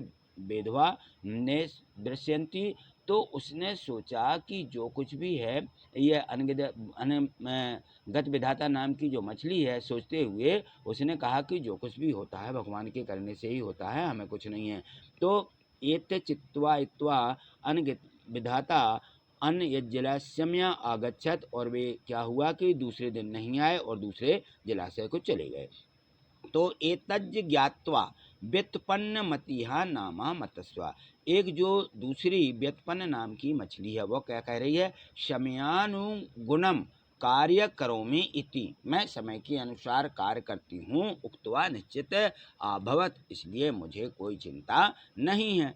तृतीय मत्स्य यद भविष्य अवदत, वो तृतीय जो यद भविष्य नाम की मछली है, ये तीसरी वाली यद भविष्य अवदत भगवत त्यक्त्वा अहम जीवामि, मैं भगवान की कृपा से ही या भगवान की कृपा से ही मैं जीवित हूँ। यदि मरणे में वो निश्चितता ही जलयान्तरेण किम प्रयोजनम, यदि हम भगवान की कृपा से ही जीवित हैं और यदि मृत्यु निश्चित है तो दूसरे जलाशय में जाने से किम प्रयोजनम, क्या मतलब है। यदि भाग्यानुसारम यदि भविष्यति तद भवतु इति, यदि भाग्य के अनुसार ही जो कुछ भी होता है तो उसे होने दीजिए। ये तीसरे प्रकार की मछली ने ऐसा कहा। तो ये इनके अलग अलग विचार थे तीनों मछलियों के। तो देखिए इस प्रकार से आगे जो यहाँ पर और विवरण दिया गया है कि प्रत्येन यो महाभारत युद्धे पांडवः जयम प्राप्तवन्तः, तो पुरुषार्थ से ही प्रयत्न करने से ही पांडवों ने महाभारत को जीता था, है ना। अस्माकं भारत देशे प्रत्यनेन यो परतंत्र ता पश्चात मुक्तः, हमारा जो भारत देश है यह प्रयत्न करने से ही क्या हुआ था, यानी परतंत्रता जो हमारा मतलब देश था गुलाम से क्या हुआ था, आज़ाद हुआ था, यानी मुक्ति पाई थी। और प्रत्यनेन यो जनाः उत्तंग पर्वतेषु अपि आरोहणम यह कुर्वन्ति, यानी प्रयास से ही सब लोग ऊंचे पहाड़ों पर भी चढ़ जाते हैं। आरोहणम कुर्वन्ति माने उत्तंग अपि, प्रयत्न करने से उत्तंग पर्वतेषु ऊंचे पर्वत पर अपिरोहणम कुर्वन्ति, यानी ऊंचे पर्वतों पर आरोहण हो जाते, चढ़ जाते हैं। प्रयत्न यो छात्राः परीक्षायां सफलतां प्राप्नोति। प्रयत्न करने से क्या होता है, छात्र जो होते हैं परीक्षा में फर्स्ट नंबर आते हैं, सफलताम यानी अच्छे नंबर आके सफलता प्राप्त करते हैं। अतः अस्माभिः पुनः पुनः प्रयत्नः विधेयः, इसलिए हमें बार बार प्रयत्न करना चाहिए। ये इस पाठ में हमें थोड़ी सी यह शिक्षा मिलती है। चलिए आगे इनके जो प्रश्न दिए गए हैं, इनके उत्तरों के माध्यम से भी हम और समझेंगे कि यह जो है प्रश्न प्रभेद का जो हमें पाठ दिया गया है, इसमें क्या क्या दिया गया है। यहाँ देखिए तो इसमें दिया है, यहाँ है निर्देश बहुविकल्पीय प्रश्न। प्रश्न एक दिया गया है कि जलम इत्यस्मिन् पदे वचनम अस्ति। जलम जो शब्द है इसमें कौन सा वचन है, तो इसमें एक वचन है। कौन सा, एक वचन। चलिए आगे देखिए, यहाँ देखिए प्रश्न 2 दिया गया है, इसमें है कि कठिन कार्याणि अपि सरलानि भवति। कठिन कार्य जो होते हैं सरल कैसे होते हैं, प्रत्यनैन यानी कोशिश करने से या मेहनत करने से, ठीक है ना, या परिश्रम करने से। प्रश्न 3 दिया गया है कि कठिन कार्याणि अपि सरलानि कथम भवति। तो जो कठिन कार्य होते हैं वो आसान या सरल कैसे हो जाते हैं, कठिन कार्याणि अपि सरलानि प्रत्यनैन भवन्ति, ऐसा हम लिख देंगे, ठीक है। प्रश्न 4 देखिए, लक्ष्य प्राप्ति किम आवश्यक क्यम। तो जो कठिन कार्य होते हैं या कोई भी काम होते हैं, लक्ष्य प्राप्ति के लिए हमें क्या आवश्यक होता है, तो लक्ष्य प्राप्ति प्रत्यनैन आवश्यकम। तो जो हम प्रयत्न करते हैं, मेहनत करते हैं या कोशिश करते हैं कोई भी काम करने की, तो हम लक्ष्य की प्राप्ति हो जाती है। छात्रा अधिकान अंकान कथम प्राप्नोति। जो छात्र रहते हैं, विद्यार्थी अधिक अंक कैसे प्राप्त करते हैं, किससे, प्रयत्न करने से। प्रयत्नैन लिख देना है, ठीक है ना, कोशिश करने से, मेहनत या परिश्रम करने से। नाद्या मोहना कथम तरती। जो नदी रहती है मोहन कैसे तरती, कैसे पार करता है, तो इसका उत्तर होगा प्रयत्नम करोति। वो क्या करता है, प्रयत्न करता है, परिश्रम करता है, इसलिए वो परिश्रम से क्या करता है, नाद्या मोहनम तरती, ठीक है, वह नदी को पार करता है। यहाँ से देखें निर्देश एक वाक्यान उत्तरम लिखत है, अस्माकं भारत देशः कथम परतंत्रता पश्चात मुक्तः। जो हमारा भारत देश है किस प्रकार परतंत्र से यानी गुलामी के बाद स्वतंत्र हुआ। तो यहाँ देखिए, अस्माकं भारत देशः प्रत्यनैन एवं परतंत्रता पश्चात मुक्तः। हमारा जो भारत देश है किससे, प्रयत्न करने से, परिश्रम करने से, मेहनत करने से, है ना। तो क्या हो गया, इससे गुलामी से हमारा देश स्वतंत्र हो गया। अस्मः पुनः पुनः का विधेयः। हमें बार बार क्या करना चाहिए, ठीक है ना। कोई भी बात जब हम दोहराते हैं तो उसको क्या बोलते हैं, बार बार। बार बार हमें क्या करना चाहिए, अस्मः पुनः पुनः प्रयत्नो विधेयः। हमें बार बार कोशिश करनी चाहिए, कोई भी चीज़ हो उसको हमें बार बार करना चाहिए, तो हम उसमें क्या हो जाते हैं, सफल हो जाते हैं। आगे देखें, प्रश्न 9 दिया है, यहाँ देखिए अब 9वां प्रश्न है कि कठोरः मृदत्वम कथम प्रयाति। तो जो कठोर या कड़वे वचन वाले होते हैं, मृदुत्वम मृदु वचन यानी उनकी जो भाषा होती है नरम, कैसे हो जाती है, कथम प्रयाति। कठोर मृदुत्वम प्रत्यनात प्रभाति। प्रयत्न करने से, कोशिश करने से, मानी खराब आदमी भी या कठोर आदमी नरम हो जाते हैं। प्रश्न 10वां दिया है कि जनाय प्रत्यनैन कुत्र आरोहणम कुर्वन्ति। यानी जो प्रत्येक आदमी है, लोग चढ़ने की कोशिश कैसे करते हैं, आरोहणम कुर्वन्ति। आरोहण यानी कहीं पर भी चढ़ना, ठीक है ना। तो जनाः प्रत्यनैन उत्तंग पर्वतेषु यानी ऊंचे पर्वतों पर आरोहणम कुर्वन्ति। किससे, प्रत्यनैन करने से, परिश्रम करने से, ठीक है ना, या कोशिश करने से लोग बहुत ऊंचे पर्वतों पर भी चढ़ जाते हैं, ठीक है। यहाँ देखिए जो प्रश्न 11 दिया गया है, यहाँ दीर्घोत्तरम लिखत है, गृह काने काने कठिन कार्याणि भवन्ति अनुभवम कृत्वा नामानि लिखित है। भले यहाँ पे दीर्घोत्तर के रूप में पूछा गया है, लेकिन यहाँ पर पूछा है कि गृह काने काने कठिन, यानी हमारे घर के काम जो कठिन कार्य होते हैं, भवन्ति अनुभव कृत्वा नामानि लिखित, वो कठिन कार्य जो हैं उनका अनुभव करें और उनके जो है उनको कैसे सरल किया जा सकता है। तो इसमें हमें क्या करना चाहिए, तो भोजनम पचति, जब हम भोजन करने के बाद वार्तालाप करती चा, हमें क्या करना चाहिए, आपस में बातें करना चाहिए, है ना। आपस में हमें उनको बैठ करके समझना चाहिए, तो कठिन कार्य भी हमारे क्या हो जाते हैं, सरल हो जाते हैं, ऐसा इसमें कहा गया है। चलिए आगे देखिए, इसमें दिया गया है प्रश्न 12। इसमें है कि अधोलिखित शब्दा नाम शब्दकोशे है अन्वेषणम कृत्वा पर्याय पदानि लिखित। जो नीचे लिखे हुए ये जो शब्द हैं, इनके हमें क्या करना है, पर्याय पदानि यानी इनके पर्यायवाची शब्द शब्दकोश में से ढूंढ करके लिखना है। प्रयत्नः कठोरा आरोग्य अयोग्य जनाः नदिया। तो प्रयत्नः, प्रयत्न माने प्रयासः, ठीक है ना। कठोरा, ठोसा, जो वस्तु कठोर होती है उसको ठोस बोलते हैं। अयोग्य, जो गणहीन होते हैं, उनकी मतलब कोई मतलब के नहीं रहते। लोकः, लोक यानी जनाः, ठीक है ना। लोग किसे कहते हैं, जनता को ही लोग कहते हैं। नदी, नदी सरिता, ये इसके क्या थे, यह पर्यायवाची हैं, यानी यही नाम को दूसरे नाम से इस प्रकार से जाना जाता है। ठीक है, तो आज इतना ही, मिलते हैं अगली वीडियो के माध्यम से। आगे देखने के लिए चैनल को सब्सक्राइब करके आपने रख ही लिया होगा, और वीडियो को लाइक भी करिए और शेयर भी कर दीजिए, जिससे कि आपके दोस्तों को पास प्राप्त हो सके। इसके बाद जो है हम आगे के पाठ को देखेंगे। थैंक यू, धन्यवाद।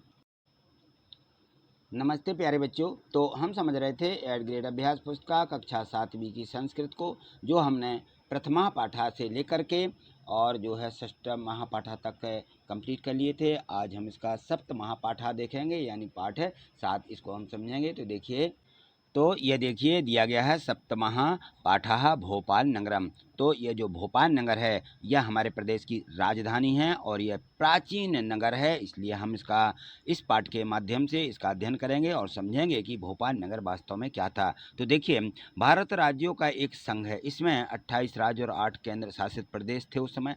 केंद्र शासित प्रदेशों को राष्ट्रपति द्वारा नियुक्त किए गए शासक के माध्यम से प्रशासित किया जाता है। यह राज्य और केंद्र शासित प्रदेश पुनः जिले एवं अन्य क्षेत्रों में बट गए, और भारतीय राज्यों का अपना एक विशिष्ट ये राज्य रहा है, और प्रत्येक राज्य को ऐतिहासिक, साहित्यिक, सामाजिक और राजनीतिक संदर्भ में सांस्कृतिक की ये धरोहर है। इसी तारतम्य में भारत देश में हृदय स्वरूप मध्य प्रदेश में स्थित भोपाल का भी अपना एक ऐतिहासिक, साहित्यिक व सांस्कृतिक सामाजिक महत्व है। यह बहुत सुंदर होने के साथ ही झीलों की नगरी, इसको झीलों की नगरी कहा जाता है, इस नाम से प्रसिद्ध है। और यहाँ के जो पर्यटन स्थल पर्यटकों का सहज ही मन मोह लेते हैं। कोई भी जब लोग यहाँ आते हैं तो यहाँ बहुत सुंदरता है। भोपाल की स्थापना परमार राजा भोज ने लगभग 1000 या 1055 के बीच की ईस्वी में की थी। इनके राज्यों की राजधानी धार थी। उस समय यहाँ की जो राजधानी थी वो क्या थी, धार। अब मध्य प्रदेश का एक जिला हो गया है धार, लेकिन अब जो हमारा मध्य प्रदेश की राजधानी है भोपाल हो गई है। भोपाल नगर पूर्व नाम भोजपाल था। और प्रस्तुत पाठ है में भोपाल नगर में हम प्रसिद्ध दर्शनीय स्थानों के विषय में विस्तार पूर्वक आज हम इसका अध्ययन करेंगे और इसको समझेंगे। तो देखिए, इसमें सबसे पहले दिया गया है यहाँ पे बहुविकल्पीय प्रश्न है। तो बहुविकल्पीय प्रश्नों के माध्यम से भी, क्योंकि बहुविकल्पीय प्रश्न परीक्षा में भी हमें पूछे जाते हैं, तो हमें इनको अच्छे से याद भी कर लेना है। सरोवरनाम नगर कथ्यते, जो झीलों का शहर कहने वाला शहर है वह कौन सा है। इसमें क्या है, झीलें, तो झीलों का शहर कहलाता है भोपाल नगरम, ठीक है ना। सांची स्तूपा संबंध अस्ति, सांची के स्तूपों का संबंध किससे है, तो यह बौद्ध धर्मेण, बौद्ध धर्म से है, क्योंकि जो सांची स्तूप है इसी भोपाल से कुछ दूरी पर बने हुए हैं, ठीक है ना। यहाँ देखें, कस्य नगरस्य महत्वम प्राचीन काला देवाः वर्तते। जो यहाँ जो प्राचीन काल का ये नगर है, ये किस प्रकार से यहाँ पर है इसको हमें एक महत्वपूर्ण रहा है ये नगर। कस्य नगरस्य महत्वम प्राचीन कालदेव वर्तते, तो ये कौन सा शहर रहा है यहाँ पे प्राचीन काल से, तो भोपाल नगरम, यानी भोपाल जो शहर है ये बहुत ही कैसा है, बहुत पुराना है और ये बहुत ही महत्वपूर्ण नगर रहा है यहाँ पे। आगे देखिए, इसमें दिया गया है कि मयूर उद्यानम, नेहरू उद्यानम, चिन्नार उद्यानम, बिनबहार चा कस्मिन नगरे संति। ये सभी जो मयूर उद्यान हैं और नेहरू उद्यान हैं और चिन्नार उद्यान हैं, ये जो सभी उद्यान हैं वन विहार भी चा कस्मिन नगरे संति, ये किस नगर में हैं? तो भोपाल नगर। भोपाल नगर में ये सभी उद्यान या गार्डन या इनको बगीचा कहते हैं, ये सभी भोपाल नगर में स्थित हैं। चलिए आगे देखिए। यहाँ देखिए प्रश्न 5 दिया गया है कि कस्मिन धार्मिक सम्मेलने देश विदेश सभ्या धार्मिका आगच्छन्ति। तो ऐसा कौन सा सम्मेलन है जिसमें देश विदेश के जो हैं लोग धर्म के लिए धार्मिक लोग यहाँ आते हैं? तो उस सम्मेलन का नाम है इत्तिज्मा। क्या नाम है? इत्तिज्मा नामक धार्मिक सम्मेलनम। ये एक धार्मिक सम्मेलन है जिसमें देश विदेश के लोग इकट्ठे होते हैं। प्रश्न 6 है भारत देशे सरोवरा नाम नगरम किम कथ्यते। सरोवरा नाम यानी झीलों का शहर हमारे भारत देश में किसको कहा गया है? तो भोपाल नगरम। भोपाल नगर जो है झीलों का शहर कहा जाने वाला शहर है। अब यहाँ देखिए प्रश्न 7 दिया गया है कि भोपाल नगर से समीपे कानी कानी ऐतिहासिक स्थानीय संति। भोपाल नगर के समीप यानी पास में कानी कानी कौन कौन से ऐतिहासिक स्थान हैं? तो भोपाल नगर से समीपे सांची भोजपुरम ऐतिहासिक स्थानीय संति। तो सांची और भोजपुर दो ऐसे स्थान हैं जो कि यहाँ पर भोपाल के बिल्कुल पास में ही हैं। लक्ष्मी नारायण मंदिरम कस्मिन नगरे अस्ति। लक्ष्मी नारायण मंदिर जो है वह कहाँ पर है? तो लक्ष्मी नारायण मंदिरम नूतन भोपाल नगरे अस्ति, यानी भोपाल नगर के नूतन में स्थित है। प्रश्न 9 दिया गया है कि भारत भवनम कस्य केंद्रम अस्ति। भोपाल भारत भवन जो है यह किसका केंद्र है यहाँ पर? तो भारत भवन विश्व प्रसिद्ध कला केंद्रम अस्ति, यह कला का केंद्र बना हुआ है यहाँ पे। यहाँ पर देखिए प्रश्न 10 दिया गया है कि स्कूटर या नात अवतीर्य संदीप कुत्रा गतः। स्कूटर से अवतीर्य उतर करके संदीप कुत्रा गता, जो संदीप है वो कहाँ गया? तो स्कूटर या नात अवतीर्य संदीप सुनील सह गता, सुनील के साथ में चला गया। ठीक है। प्रश्न 11 दिया है कि नूतन भोपाल नगरे, जो नया भोपाल है, ये बच्चे प्राचीन भोपाल नगरे, प्राचीन माने जो पुराना भोपाल है ना, जो नया है और जो पुराना है। कानी कानी प्रसिद्ध भवानी, इसमें कौन कौन से प्रसिद्ध भवन है? संति गद्यांश चित्वा लिखत, तो यहाँ पर उनको लिखिए। तो देखिए विधानसभा भवनम, लक्ष्मी नारायण मंदिरम, सचिवालय, मंत्रालय नूतन भोपाल नगरे संति, ये नए भोपाल में स्थित हैं। और प्राचीन भोपाल नगरे ताजुल मस्जिद, मोती मस्जिद, नेवरी मंदिर, गुफा मंदिर इत्यादि संति, ये जो है कहाँ पर हैं? प्राचीन पुराने भोपाल में स्थित हैं। तो इस प्रकार से ये जो है यहाँ हमारा जो भोपाल है मध्य प्रदेश का, इस प्रकार से इसमें भी नया भोपाल और पुराना भोपाल दो बन गए हैं। ठीक, चलिए आगे देखिए। तो यहाँ देखिए प्रश्न 12 दिया गया है, इसमें है कि भोपाल नगर से कस्मिन क्षेत्रे, भोपाल नगर के किस क्षेत्र में राजा भोज वायुयान स्थान कम अस्ति। तो जो राजा भोज वायुयान हैं वो जो है कस्मिन क्षेत्र, किस क्षेत्र में हैं? तो भोपाल नगर से गांधी नगरे क्षेत्रे राजा भोज वायुयान स्थान कम अस्ति। किसमें? गांधी नगर क्षेत्र में जो राजा भोज वायुयान हवाई अड्डा है वो यहाँ पे स्थित है। ठीक है, चलिए आज इतना ही, मिलते हैं अगली वीडियो के माध्यम से। आगे देखने के लिए चैनल को सब्सक्राइब करके रखिए, वीडियो को लाइक करिए, शेयर करिए, ठीक है, जिससे कि आपको वीडियो अपने चैनल पर ऊपर भी मिल सके। तो हमने इस प्रकार से जो प्रश्न 1 से 12 तक दिए गए थे वो बहुत अच्छे से समझ लिए हैं। आप इनको वीडियो को 1-2 बार देखेंगे तो आपको वीडियो अच्छे से समझ में आ जाएगी और परीक्षा के लिए आपकी तैयारी भी हो जाएगी। ठीक है, तो आज इतना ही, थैंक यू, धन्यवाद। नमस्ते प्यारे बच्चों। तो हम समझ रहे थे एड ग्रेड अभ्यास पुस्तिका कक्षा 7वीं की संस्कृत। हमने इसके प्रथमा पाठा से सप्तमा पाठा यानी 7 पाठ तक कंप्लीट कर लिए थे। आज हम इसका अगला पाठ देखेंगे। यदि आपने किसी कारणवश इन पाठों को नहीं किया है, नहीं समझा है, तो इसके डिस्क्रिप्शन में लिंक दी गई है, उस पर जाकर के देख सकते हैं। या देखिए, सबसे अच्छा तरीका मैं आपको बताऊं तो इसमें नीचे देखिए चैनल का नाम गढ़तवाली सर के नाम से है ये चैनल, और इस पर क्लिक करेंगे तो प्ले लिस्ट आपको लिखा मिलेगा। प्ले लिस्ट पर क्लिक करिए और सीधे प्ले लिस्ट पर जाकर के ये सभी वीडियो आप प्राप्त कर सकते हैं, और बाकी जो विषय आपके रह गए हैं उन सभी को आप कंप्लीट कर सकते हैं।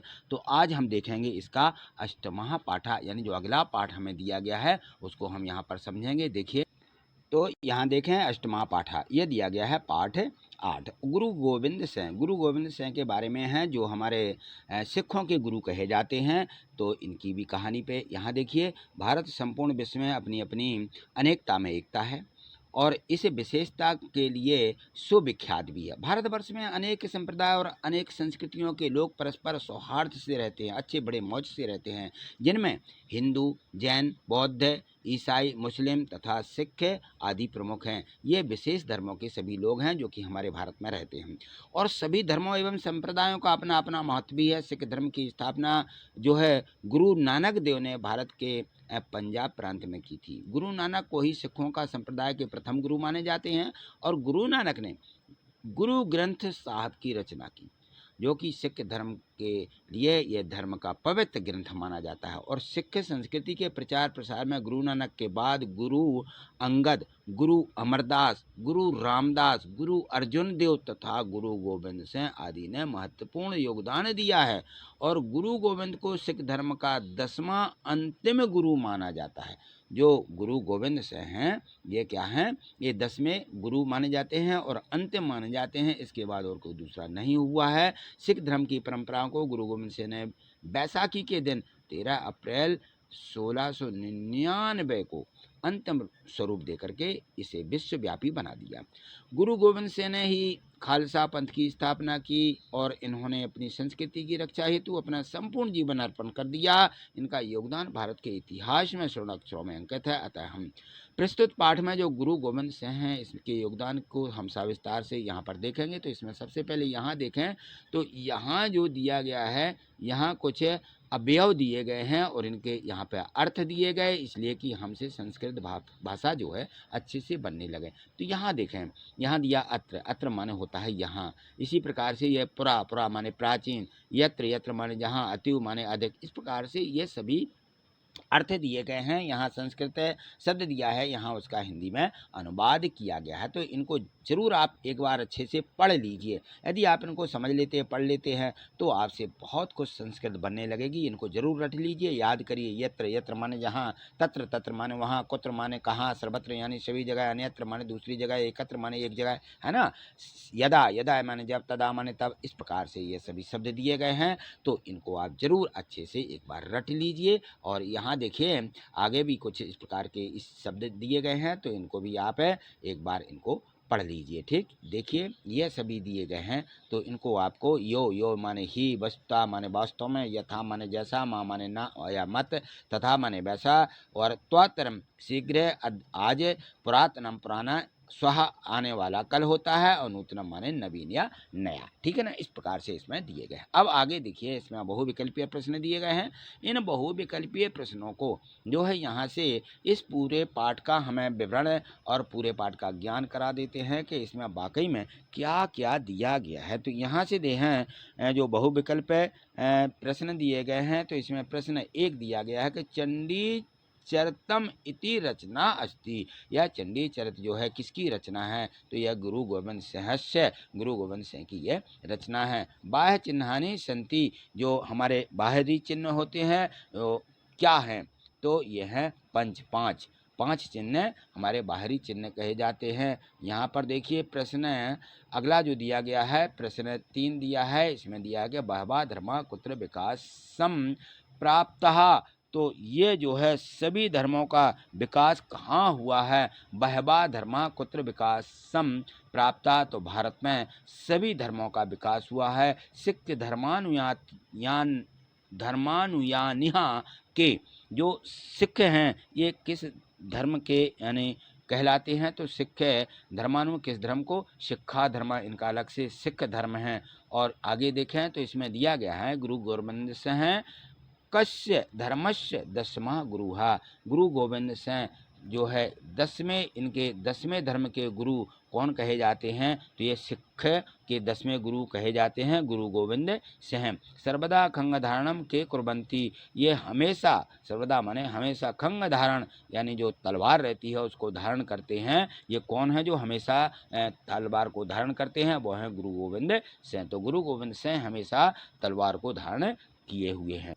यहाँ देखिए प्रश्न 7 दिया गया है कि भक्ताः आसन, भक्त कौन हैं या उनके स्थान क्या है? तो कबीरा, गुरु नानक, सूरदास्या, भक्ताः आसन, ये जो है भक्ति के विशेष आसन कहे जाते हैं या विशेष इनके द्वारा हमें मिलता है कि इन्होंने बहुत भक्ति की है। प्रश्न 8 दिया है गुरु गोविंद सिंह आवाल्यात किम कृतवान।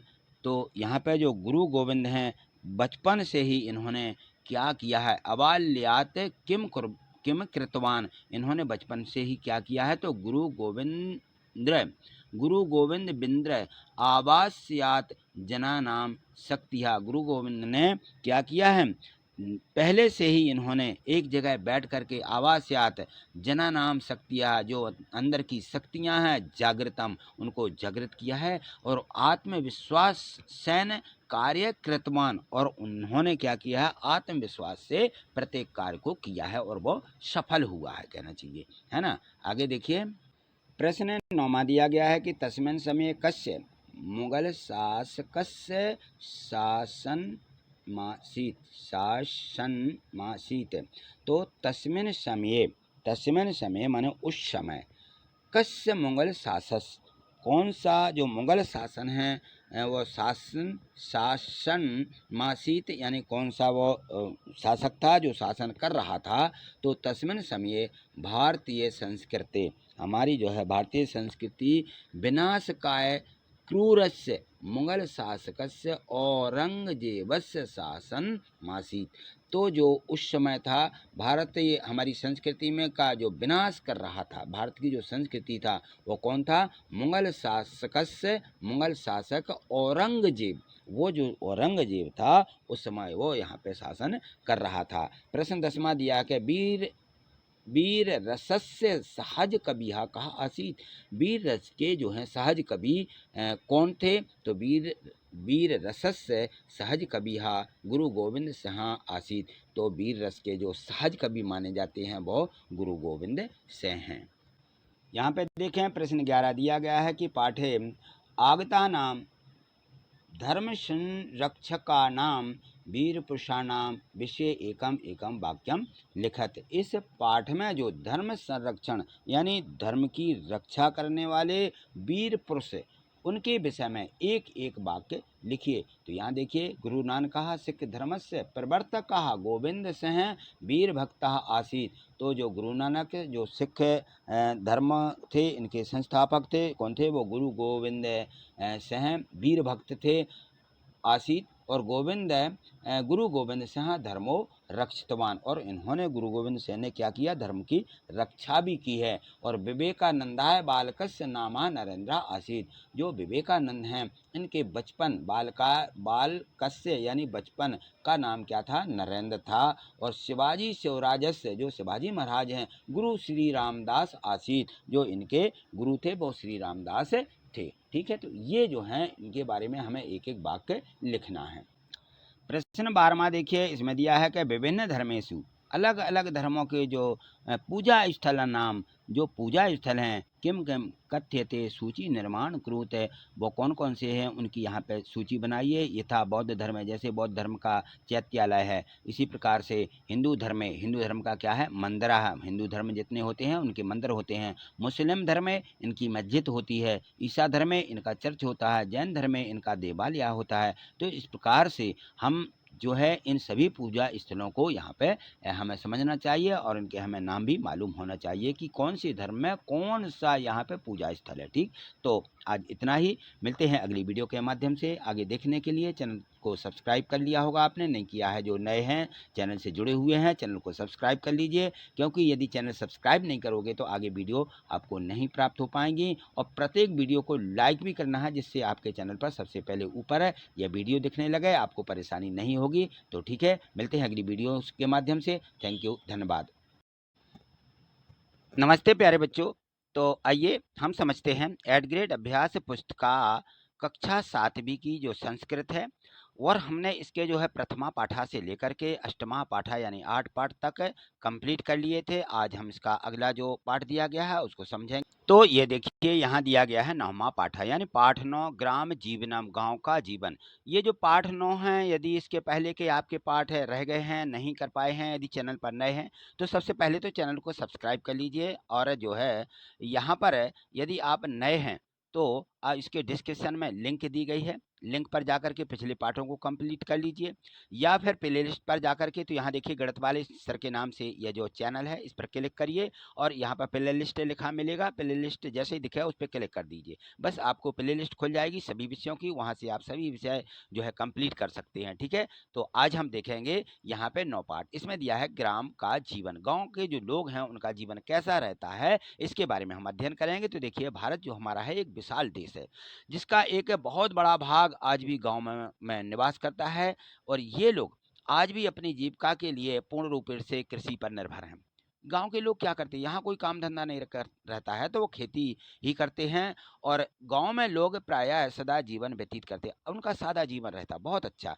भारतीय ग्राम्य जीवन की जब भी बात होती है तो तपती हुई धूप में खेती करता हुआ किसान, दूर दूर तक फैले हुए खेत रहते हैं और उन पर लहराती हुई हरी भरी फसलों का, घर का काम काज करते हुए सभी हाट बाजार मेले के दृश्य स्वतः ही मन मस्तिष्क पर उभर आते हैं। क्योंकि देखिए गांव में अच्छे हाट बाजार लगते हैं, मेले लगते हैं, और ये प्रदूषण से दूर स्वच्छ सुगंधित और ताजी हवा जो होती है गांव की अनायासी अपन को मिलती है, वहां पर यह मन को खींच लाती है। दूसरों के सभी ग्रामवासियों को मिलजुल कर एक परिवार की भांति रहना तथा परस्पर यथासंभव सहयोग करने हेतु सदैव तत्पर रहना हमारे ग्रामीण जीवन की यह विशेषता है, कि यहाँ पर लोग जो हैं प्रायः दिन में कार्य करने के पश्चात सायंकाल लोग चौपाल अथवा किसी प्रांगण आदि पर एकत्रित हो जाते हैं, और वहाँ पर जहाँ पे पारस्परिक वार्तालाप तथा संगीत आदि से अपना मनोरंजन करते हैं और वहाँ पे अपना जीवन अच्छे से यापन करते हैं। ग्रामीण मेले का दृश्य तो आपने देखा ही होगा, बहुत ही अनूठा होता है। भारतीय संस्कृति का मूल रूप जो है इन्हीं मेलों और गाँव के जीवन में पूर्ण रूप से देखा जा सकता है। ग्रामवासी प्राय सीधे सरल स्वभाव के होते हैं, इनमें धार्मिक आस्था बहुत प्रबल होती है। प्रस्तुतः ग्राम जीवन पाठ में इसे हम इसके माध्यम से जो ग्रामीणों का जीवन है उसको हम समझेंगे और देखेंगे कि वाकई में ग्रामीण जीवन किस प्रकार से बहुत ही सुंदर और अच्छा होता है। यहाँ देखिए एक चित्र बताया गया है, इस चित्र में देखें तो यहाँ पे देखिए आप ये होता है ग्रामीण जीवन। यहाँ पर देखें, इसको आप देख रहे होंगे कि लोग बाग कैसे गट्ठर बांध के ऊपर चढ़ते जा रहे हैं। यहाँ पे देखें ट्रैक्टर रखा हुआ है, इस प्रकार से ये देखिए अपने हाथ से ही कटाई कर रहे हैं। यहाँ पे देखें किसान ये हल जोतता हुआ और ये खेतों पे काम करते हुए किसान दिख रहे होंगे, ये गाड़ी बैल ये उनके पशु रहते हैं, और यहाँ देखें ये गांव रहता है इस प्रकार से, और उसके चारों तरफ पेड़ पौधे भी रहते हैं, है ना। तो यहाँ देखिए यहाँ पर दिया गया है एतत् चित्रम ग्रामस्य अस्ति, यह एक गांव का चित्र है। ग्रामम प्रतः वृक्षाणि सन्ति, ग्राम के चारों ओर क्या होते हैं, वृक्ष होते हैं। ग्रामे कृषकाः सन्ति, यहाँ पर गांव में कौन रहते हैं, कृषक किसान रहते हैं। ते स्वकार्याणि कुर्वन्ति, वे स्वयं अपना काम करते हैं। ग्रामे पशवः भवन्ति, गांव में क्या होते हैं, पशवा पशु, गांव में पशु पाए जाते हैं, है ना, गाय बैल भैंस बकरी इत्यादि ये लोग पालते हैं, ठीक है ना। और यहाँ देखिए इसमें आगे दिया गया है कि ये देखें यहाँ पर कृषकाः प्रश्न यहाँ से 6 नंबर में दिया गया है, कृषकाः कृषि कार्याणि कुर्वन्ति, जो किसान होते हैं वो क्या करते हैं, वो कृषि का कार्य करते हैं। ते क्षेत्रे परिश्रमः कुर्वन्ति, वो जो है इस क्षेत्र में बहुत कड़ी मेहनत करने वाले होते हैं। और धैन्यवा दुग्धम ददाति, उनकी जो गायें हैं वो क्या देती हैं, दूध देती हैं। 9वें में देखिए ग्रामस्य वायुः शुद्धा भवति, ग्राम में जो होती है हवा बहुत ही साफ शुद्ध होती है। और ग्रामे बलिवर्दा कृषका कार्य येषु सहायका भवंती, तो जो गांव होते हैं वहाँ बलिवर्दा जो है कृषि कार्य में वो सहायक सहायता करते हैं। ठीक है, तो इस प्रकार से ये जो हमारा चित्र बताया गया है उसके माध्यम से हमने ये देखा गांव का जीवन। और यहाँ देखें गांव में इस प्रकार से हमारे जो इसमें चित्र दिखाया गया है, इस चित्र के माध्यम से देखिए इस प्रकार से गांव की जो रास्ते होते हैं, सड़कें होती हैं, तालाब होते हैं, तालाब में क्या क्या यहाँ देखिए गांव है, पेड़ पौधे, ये ढेर सारी यहाँ की सौंदर्य प्रकृति यहाँ पर देखने को मिलती है। तो देखिए, तो यहाँ पर जो ये चित्र बना हुआ है इसको भी आप अच्छे से देखिए और इसमें आप देख करके ही समझेंगे कि ये एक ऐसा प्राकृतिक दृश्य बताया जा रहा है जो गांव का है। और गांव में इस प्रकार से जो है घर बने रहते हैं, झोपड़ियाँ है ना, झोपड़ी टाइप के इस प्रकार से मकान बने रहते हैं, चारों तरफ जंगल ही जंगल रहता है, पेड़ पौधे रहते हैं ना। तो यहाँ देखिए, यहाँ दिया गया है चित्र एकम प्राकृतिकम दृश्यम अस्ति। यहाँ पर यह प्राकृतिक दृश्य बताया जा रहा है। एकः तडागः अस्ति, यहाँ पर एक तालाब है। तडागे त्रस्यः त्रियः मत्स्याः सन्ति, इसमें 3 मछलियाँ रहती हैं इस तालाब में। तडागाम परतः वृक्षाणि सन्ति, इस तालाब के हम देखें तो परतः चारों ओर क्या है, वृक्ष हैं। तडाग समीपे मार्गः अस्ति, इस तालाब के किनारे से क्या है, एक मार्ग भी बताया जा रहा है। प्राकृतिके चित्रे तृणानि नर्मतानि ग्रहणानि सन्ति, यहाँ के जो चित्र दिखाए जा रहे हैं कहे के घरों के, गृहाणी घर के, चित्रे तृणानि वो घास फूस के, निर्मितानि यानी निर्मित बने होते हैं। ठीक है ना। तो जो यहाँ पे प्राकृतिक दृश्य दिखाए जा रहे हैं, प्रकृति के उन्हीं चीज़ों से इन्हों के घर बनते हैं। मत्स्या सुखेन जीवनम व्यापयंती, यहाँ की जो मछलियाँ हैं वो तालाब में क्या कर रही हैं, सुख से रह रही हैं। वृक्षेषु फलानि सन्ति, वृक्ष फल देते हैं। वृक्षा अस्मभ्यम शुद्धम वायु ददाति, जो वृक्ष होते हैं इनसे हमें शुद्ध वायु मिलती है। मत्स्या जलम बिना ना जीवंती, जो मछलियां रहती हैं वह बिना जल के जीवित नहीं रह सकती हैं। ठीक है, तो इस प्रकार से ये जो हमें दृश्य दिए गए थे, चित्र दिए गए थे, इनके माध्यम से भी हमें बहुत जानकारी प्राप्त हुई। अब यहाँ देखें इनके जो है बहुविकल्पीय प्रश्न दिए गए हैं। यहाँ पे देखिए बहुविकल्पीय प्रश्नों में यहाँ पे देशस्य आधारः अस्ति। ठीक है, जो हमारा देश है किस पर आधारित है, ग्रामः, गाँव पर हमारा देश बिल्कुल आधारित है। चलिए आगे देखिए, अगले और प्रश्न दिए हैं। यहाँ पर देखिए प्रश्न 2 दिया गया है। झिरी ग्रामस्य जनाः वदन्ति, जो झिरी ग्राम के लोग हैं वो कौन सी भाषा बोलते हैं, क्या बोलते हैं, तो संस्कृत भाषायाम, यहाँ के लोग हैं जो संस्कृत भाषा बोलते हैं। यहाँ पर हमें इसको जो है उत्तर के रूप में यहाँ लिख भी लेना है कि संस्कृत, ठीक है ना, संस्कृत भाषायाम, भाषायाम, ठीक, यहाँ जगह है इसलिए हमें उत्तर को यहाँ लिखना भी है, सही के निशान लगाते हुए भी। यहाँ पे देखें निर्देशानुसार एक पदानुत्तरम लिखत, यहाँ पे दिया रहता है भ्रमणार्थ छात्रा कुत्र आगच्छत। तो यहाँ पे जो दिया गया है इसमें दिया है कि छात्र जो है भ्रमण के लिए आगच्छन, कहाँ गए, तो वो कहाँ गए थे, रामपुर ग्राम, रामपुर ग्राम को ये जो है भ्रमण के लिए गए। आगे देखिए इसमें दिया गया है पत्रवाहका का बाद यति, जो पत्रवाहक है जिसको अपन पोस्टमैन बोलते हैं ना, वो क्या करता है, आकर के बाद यति क्या बजाता है, द्वार की घंटियां बजाता है या द्वार की सांकल या दरवाजे खटखटाता रहता है ना, तो द्वार घंटी का हम लिख देंगे हम यहाँ पे। परिश्रमशीला के संति, जो परिश्रमीशील होते हैं, कह संति कौन होते हैं, कृषकाय, किसान, है ना, कृषका माने किसान, किसान बहुत ही परिश्रमी व्यक्ति होते हैं।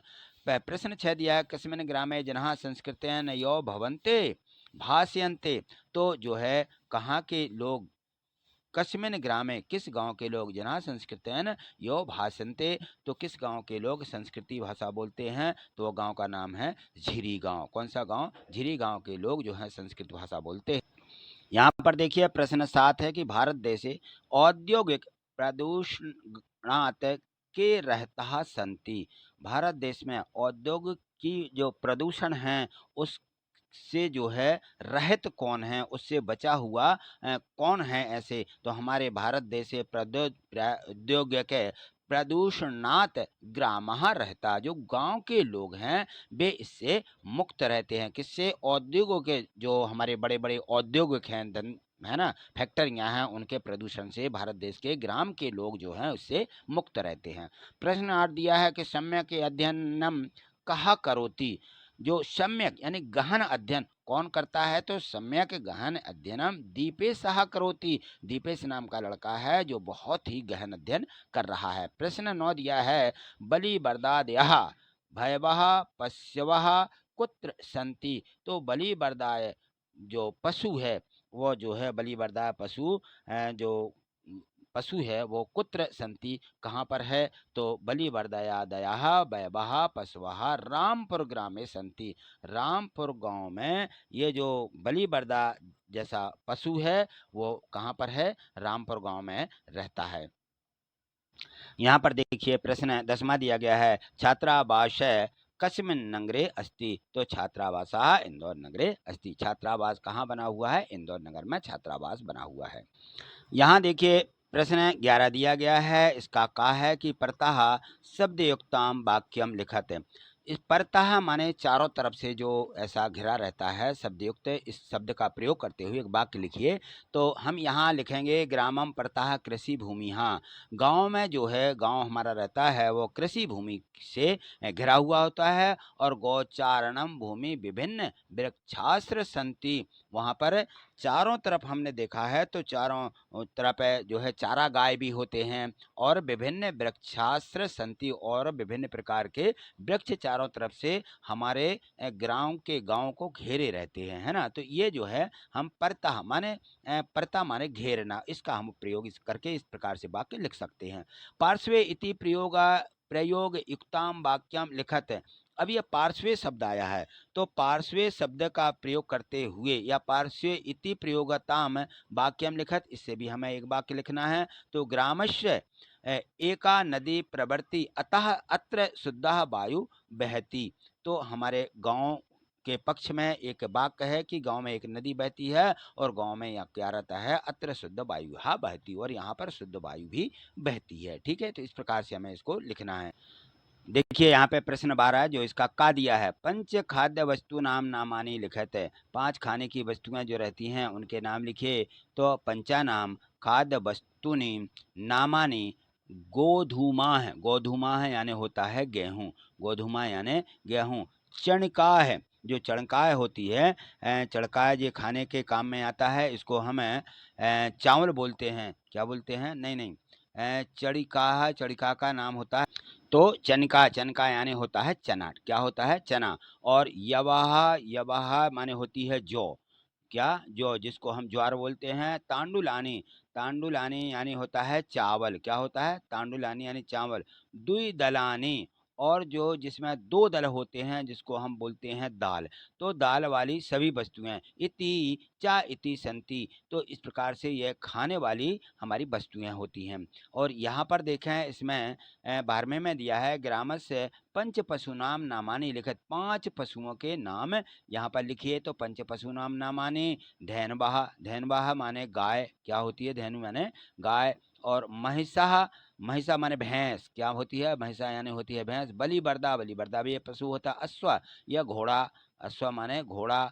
और अजा, अजा यानी होती है बकरी। क्या, अजा माने बकरी। इस प्रकार से ये गाय, भैंस, घोड़ा, बकरी, बलिवर्दा। ठीक है, तो इस प्रकार से यह 5 पशुओं के नाम इसमें जो थे हमने यहाँ पे समझ लिए हैं। और इसमें जो है प्रत्येक पार्ट को बहुत अच्छे तरीके से समझाया गया है। तो आप जो है इसको ऐड ग्रेड बुक में लिख लें और वीडियो को 1-2 बार आप देखेंगे तो निश्चित ही आपको सभी प्रश्न याद हो जाएंगे। ठीक है, और आगे यदि आपको इसी प्रकार से समझना है, हिंदी साहित्य अच्छे से याद हो, तो आप चैनल को सब्सक्राइब कर लें। यदि आप चैनल पर नए हैं तो सब्सक्राइब करें, सब्सक्राइब कर लिया तो बहुत अच्छा है। और वीडियो को लाइक अवश्य करते जाइए, शेयर भी करिए, जिससे आपको ये वीडियो पहले आपको आपके यूट्यूब चैनल पर जैसे ही आप देखते हैं तो आपको ये दिख जाएगी। ठीक है, तो आज इतना ही, मिलते हैं अगली वीडियो के माध्यम से। थैंक यू, धन्यवाद। नमस्ते प्यारे बच्चों। तो हम समझ रहे थे एड ग्रेड अभ्यास पुस्तिका कक्षा 7वीं की संस्कृत को। तो संस्कृत के हमने प्रथमा पाठा यानी पाठ 1 से लेकर के 9वां पाठा यानी पाठ 9 तक समझ लिए। आज हम इसका अगला पाठ देखेंगे। तो देखिए, तो यहाँ देखें 10वां पाठा, ये 10 पाठ दिया गया है। महर्षिहा पाणिनि, पाणिनि हैं कौन थे, ये एक ऋषि हुए हैं, इनके बारे में हम आज अध्ययन करेंगे। तो यहाँ पे देखें थोड़ी सी जानकारी दी रहती है हमें प्रत्येक पाठ के पहले, इसको जरूर हमें एक बार पढ़ लेना है, जिसके माध्यम से हम सारे प्रश्नों के उत्तर भी या उत्तरों के नज़दीक पहुँच जाते हैं। तो यहाँ देखें षड वेदांगो शिक्षा, कल्प, व्याकरण, निरुक्त, ज्योतिषी तथा छंद को भारतीय शिक्षा पद्धति का मूल आधार माना जाता है यहाँ पे। और इन षड वेदांगों में व्याकरण का स्थान सर्वाधिक और महत्वपूर्ण है। जैसे कि कहा गया है कि मूर्ख मुख्य व्याकरणम स्मृतम, अर्थात व्याकरण को वेद पुरुषों का मुख्य माना जाता है। मुखम, ठीक है, मुखम व्याकरणम स्मृत, जो है वेदों का मुख कही जाती है यह भाषा। तो संस्कृत व्याकरण की जो परंपरा है बहुत ही अत्यंत प्राचीन, बहुत ही पुरानी है। वैदिक युग से ही संस्कृत व्याकरण का शुभारंभ हो चुका था और व्याकरण शास्त्र के प्रथम जो प्रयोक्ता हैं वो ब्रह्मा को माना जाता है कि इनके जो देने वाले वो ब्रह्मा हैं। ब्रह्मा ने गुरु बृहस्पति को, बृहस्पति ने इंद्र को व्याकरण शास्त्र का उपदेश दिया और इंद्र ने भरद्वाज को व्याकरण का ज्ञान दिया और भरद्वाज ने अन्य ऋषियों को और ऋषियों ने ब्राह्मणों को व्याकरण का शास्त्र का ज्ञान दिया है, ऐसा माना जाता है। व्याकरण शास्त्र के हस्तांतरण की अविरल प्रक्रिया में जो मुनित्रिय हों उनका सर्वाधिक नाम प्रसिद्ध है। और जो मुनित्रिय हैं, यह मुनित्रिय में इन्होंने सूत्र पाणिनि, वाक्यकार वर रुचि तथा भाष्यकार पतंजलि सम्मिलित हैं। इन्होंने जो महर्षि ऋषि हुए हैं पाणिनि ने अष्टाध्यायी नामक व्याकरण ग्रंथ की रचना की थी। उसको व्याकरण शास्त्र को उन्मुखी शिखर तक पहुंचाया है। अष्टाध्यायी में व्याकरण के सर्वांगों का वर्णन सूत्री शैली में बड़ी ही रोचक के साथ किया गया है। यही व्याकरण का प्रतिनिधित्व ग्रंथ है और इस प्रस्तुत पाठ में जो महर्षि पाणिनि हैं, हम इसमें पाणिनि व्याकरण के संबंधों को, नियमों को और इन सूत्रों को हम यहाँ विस्तार से इस पाठ के माध्यम से पढ़ेंगे। तो यहाँ देखिए जो इसमें दिया गया, यहाँ पर देखिए तो ये दिए गए हैं, यहाँ पे बहुविकल्पीय प्रश्न है। प्रश्न एक दिया गया है कि मुनि त्रिय सम्मिलिता अस्ति।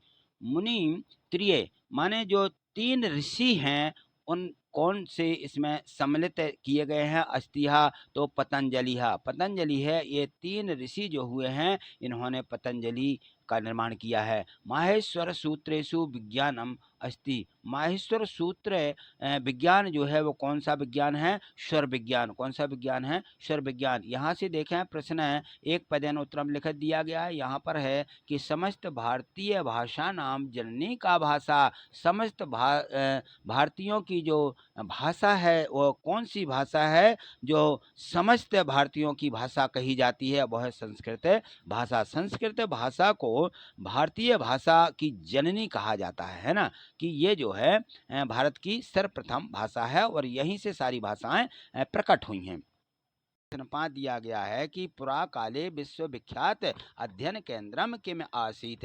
पुरात काले माने प्राचीन काल में, प्राचीन काल में जो अध्ययन का केंद्र रहा है, विश्व में अध्ययन का केंद्र, उसका नाम क्या है? तो पुरा काले विश्वविख्यात अध्ययन केंद्रम तक्षशिला आसीत।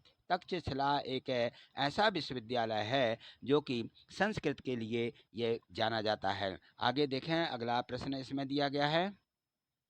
यहाँ देखिए प्रश्न है छठवां दिया गया है, कह महाव्याकरणः माने व्याकरण के जो महान हैं वो कौन हैं? तो पाणिनि महाव्याकरणः।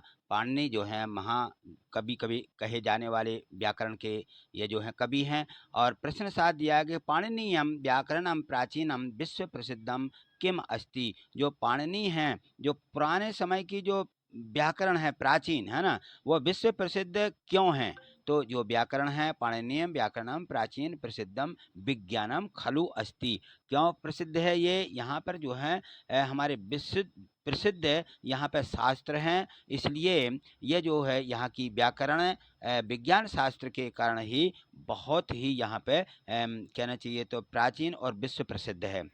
प्रश्न 8 दिया गया है, भारतीय विदेशी याश्च विज्ञानिनः कहा स्मरन्ति। जो हमारे यहाँ पर भारतीय और विदेशी वैज्ञानिक आते हैं वो किसको याद करते हैं? तो भारतीय विदेशी याश्च विज्ञानिनः महर्षि पाणिनिम स्मरन्ति। जो हमारे यहाँ के भारतीय और विदेशी वैज्ञानिकों के लिए यह महर्षि जो हैं पाणिनि, इनको याद किया जाता है। ठीक है।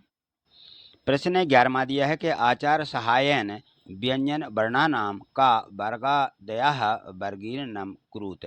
तो जो आचार्य सहन जो रहे हैं उन्होंने किसकी सहायता से ये जो व्याकरण का वर्गीकरण, व्यंजनों का वर्गीकरण किया?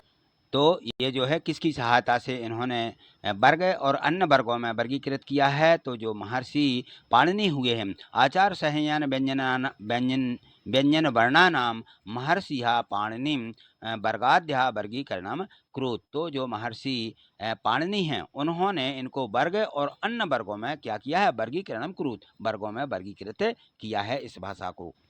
यहाँ पर देखें प्रश्न 12वां दिया है, तस्मै पाणिनये नमः इति श्लोक पूरयत। ये जो है श्लोक को पूरा करना है। तस्मै पाणिनये नमः यानी जो है पाणिनि जी को नमस्कार है, ऐसे पाणिनि जी को नमस्कार। तस्मै पाणिनये नमः, नमः यहाँ पे नमः है, ठीक है ना, पाणिनये नमः। और यहाँ पे देखें इस प्रकार से लिखेंगे, ऐनाक्ष रस माम नाय मधिगम महेश्वरात कृत्यसन व्याकरणम प्रोक्तम तस्मै पाणिनये नमः। तो इस प्रकार से जिसने एन राक्षस मानमय मधिगम्य महेश्वरात यानी ऐसे जिन्होंने भगवान जो अक्षर सामान्य की जिनको प्राप्ति हुई है, कृत स्नम व्याकरणम और उन्होंने इस व्याकरण को पूरा किया है, ऐसे जो पाणिनि हुए हैं गुरु यानी ऋषि, उनको नमस्कार है, ठीक है ना। तो इस प्रकार से ये श्लोक हमें पूरा करना है। तो आज इतना ही, मिलते हैं अगली वीडियो के माध्यम से। आगे देखने के लिए चैनल को सब्सक्राइब करके ही रखें, वीडियो को लाइक करते चलिए, ठीक है। थैंक यू, धन्यवाद।